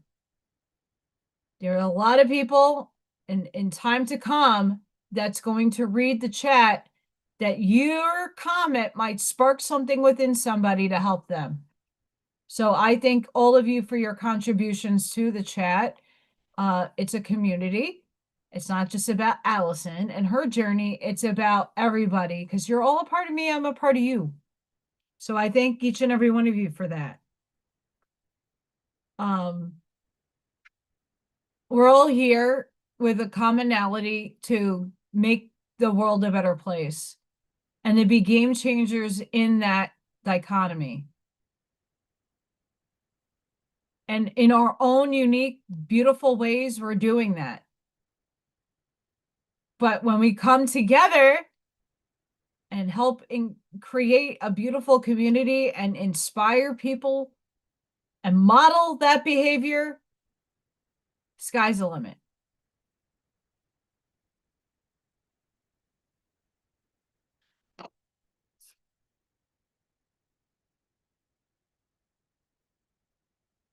This is really good. Sorry.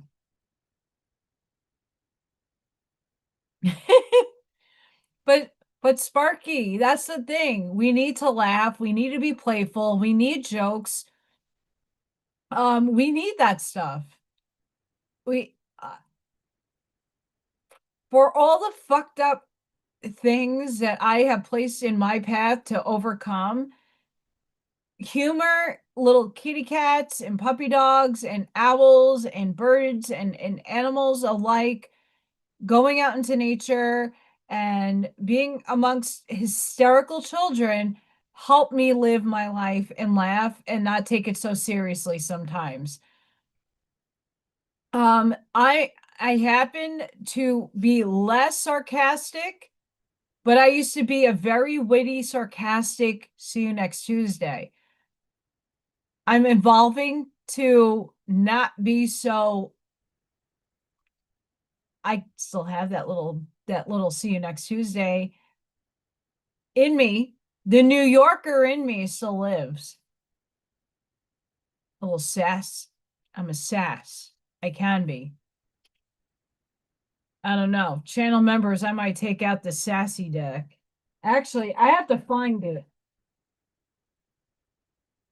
I honestly don't know what it either fell, but it's hiding. I wanted to pull some sass cards last week, and it's hiding from me. So we have Liza of Pravati. I could show this card tonight. There is a gentler way to proceed and obtain the same or even greater effort. Tame the wild and frenzied workings of the mind by grounding yourself with beauty, pleasure, and grace. Violence and its negative effects shall be overcome and healed through feminine gentleness and inner spiritual strength. This oracle is a sign of a great future happiness. Pravati is a universal mother in her gentle aspect. Although, as with all mothers, her fierce side will emerge if it's needed to protect her children. She is beautiful and benevolent and invokes the qualities of love, connection, creativity, and devotion to a higher purpose. The divine goddess has many names, and Pravati is also known as Jagatambi, I don't know if I'm saying that right, the mother of the universe. Her son, Ganesha, the elephant-headed deity who fosters success, all new ventures, protection from obstacles, and is of particular benefit to those who feel drawn to write. When her oracle appears, there's an opportunity to heal one's mother wounds and one's relationship with the feminine more generally. She helps heal wounded hearts and teaches us how to belong to ourselves, just as we are, rather than abandoning ourselves to please others.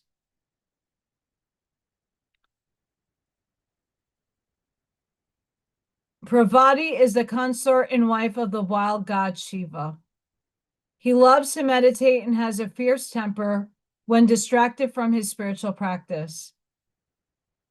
Wrathful as he can be, he is a protector deity and a destroyer of evil.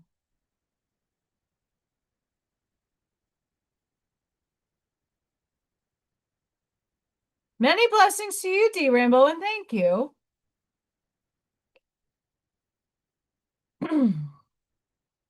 It's more or less about Shiva, and we don't need to go there, and Kali.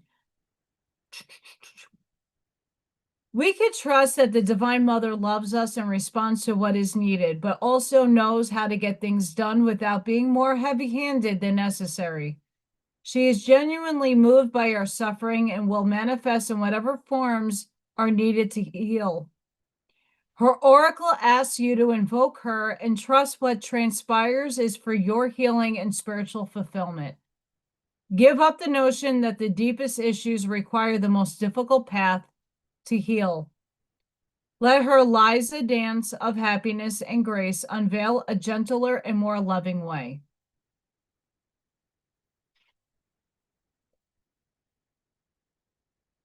And I'm taking this approach in my personal life and trying not to fall into a lower dense, cuntish, bitchy state of existence. If that makes sense. There's a lot that I want to change within my career, within my life, within my relationships. And I'm trying at the moment to adapt and to catch myself and master. Oh, that see you next Tuesday, BITCH wants to come out and play. And it's not necessarily a battle or a fight that I want to give my energy to for many things. So I'm trying to take a approach that's more loving, more forgiving, and always coming to the place where they know not. And it's not because of out of ignorance. It's just the stage of where people are at are all different, including my own self. Crazy times. Something that was brought to my attention through a lot of articles I've been reading. If you are in areas of woods, grass, I'm not speculating. I'm not trying to cause fear because just be aware when you're out in nature and grounding, really check yourself. We all like to go on the grass and ground with the trees, but I don't know, this year you might have to find a new approach.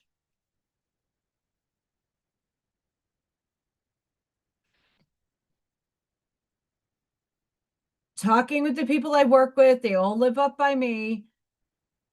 There has been a lot of ticky, parasitical little fuckers crawling and getting into people. Please, if you're going out to ground, wear essential oils that dispel the bugs. I'm not saying you have to put the DEET on or any of that. Just put some oils on you so that you are doing your due diligence. Alpha gal allergy is a real thing.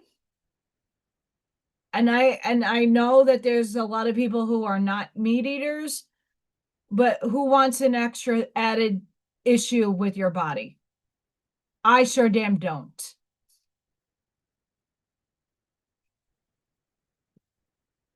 I got catnip in the backyard. I planted that and that it continually comes up. So my problem in my backyard right now is not so much I've been mowing, but I've been fully covered.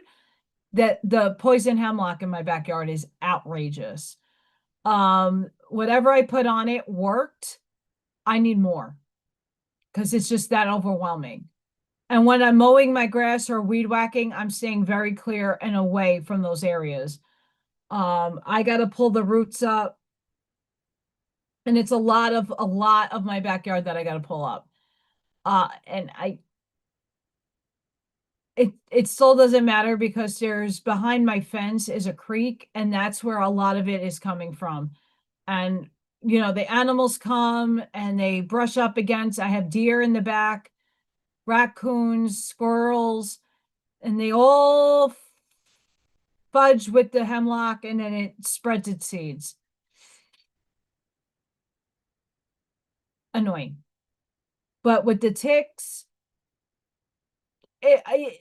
so many people have been telling me from Wisconsin, Illinois, Indiana, even in some parts of New York, that it's heavy. So please be safe. Make sure you're checking yourself constantly. I have freckles. It's bad. Thumbs up from Spirit.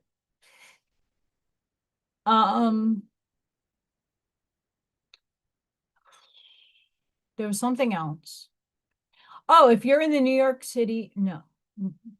Wow, my brain just went back to the past and with a blast. Jesus. Wait. I've been playing with AI. Look at Freya, my little kitty chitty.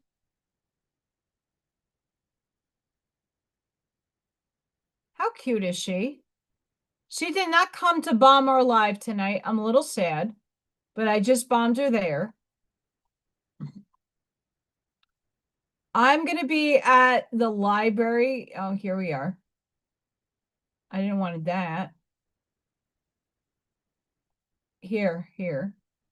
Winter chicken dinner. So the Creative Arts Summit 2026, showcasing local artists and creators. I will be at the library. This is at the library, May 30th from 12 to 4. And I will be here. Come check it out. It's free. You don't got to pay anything. And yeah, I will be here. I'm prepping for it now. And what I'm doing is I'm not showing so much. I'm going to bring like 1 or 2 pyramids and some of the, like 1 or 2 gem skulls. But the rest is going to be my signs and my paintings. So I'm trying to shift it up a little bit. But yeah, go check it out if you're in my area. That'd be great. I would love to meet you. Make sure you're going to the book review section of this channel, and Reconstructing Reality by Suzanne Lai is the book. The link is there. You can go on Amazon and see all her other phenomenal books. Spirit brought it tonight with me just going to a page and reading like exactly what Stephen was asking about. Crazy shit. Telling you what, Spirit sinks. I will be live on Tuesday. I got more signage to do. I got to pour this weekend. Barbara,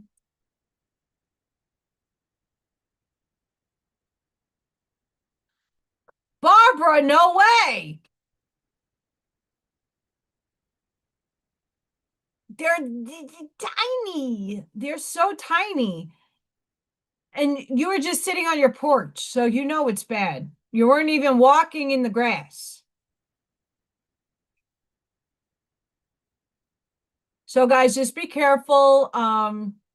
Tree tea oil, lemongrass, eucalyptus, clove, I believe, cedarwood, peppermint help with that. Just do what you can. Please be safe. It's really bad this year, and we all gotta just be mindful to check our bodies. That's why I'm saying when you guys are going out to ground, if you're doing the no shoes, you're walking in nature, just check yourself. Not to say not to do it, but just be aware that these things are in heightened, for entertainment purposes only, bioweapon. They're still trying to take us out. But be mindful. I'm going to be finishing up some signs on Tuesday, and we'll go from there. But also check out some of my work. I might be doing like a little short introduction to the Rosicrucians book I'm reading. That was not an easy read. I will hopefully be able to break that down too, for sure. But I'm going to leave it here, guys. Sending each and every one of you love, like a passion, grace, shielding, and protective energy. Please go within and do the work. We love you. Be the shoulders for physical. Give somebody a hug.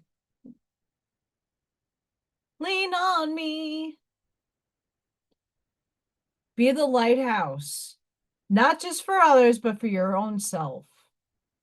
Sprinkle and seed your truths respectfully, because everybody perceives reality differently. Light that path forward. And I got a really good quote on Tuesday I'm going to read, so check that out. And it's upstairs. I don't remember it offhand, but it's really good. I just want to thank each and every one of you for coming, for being a part of this channel, for giving your beautiful chat, your words, your light, your love. Thank you guys so much. It hits here. And I'm very blessed to have all of you in my life. If you have an extended weekend, have a really blessed and beautiful Memorial Day weekend. Let's think of the people that sacrificed themselves for this country. Thank you all. And until the next time, please be safe, be seen wherever you are in the world. Have a blessed and beautiful day or night.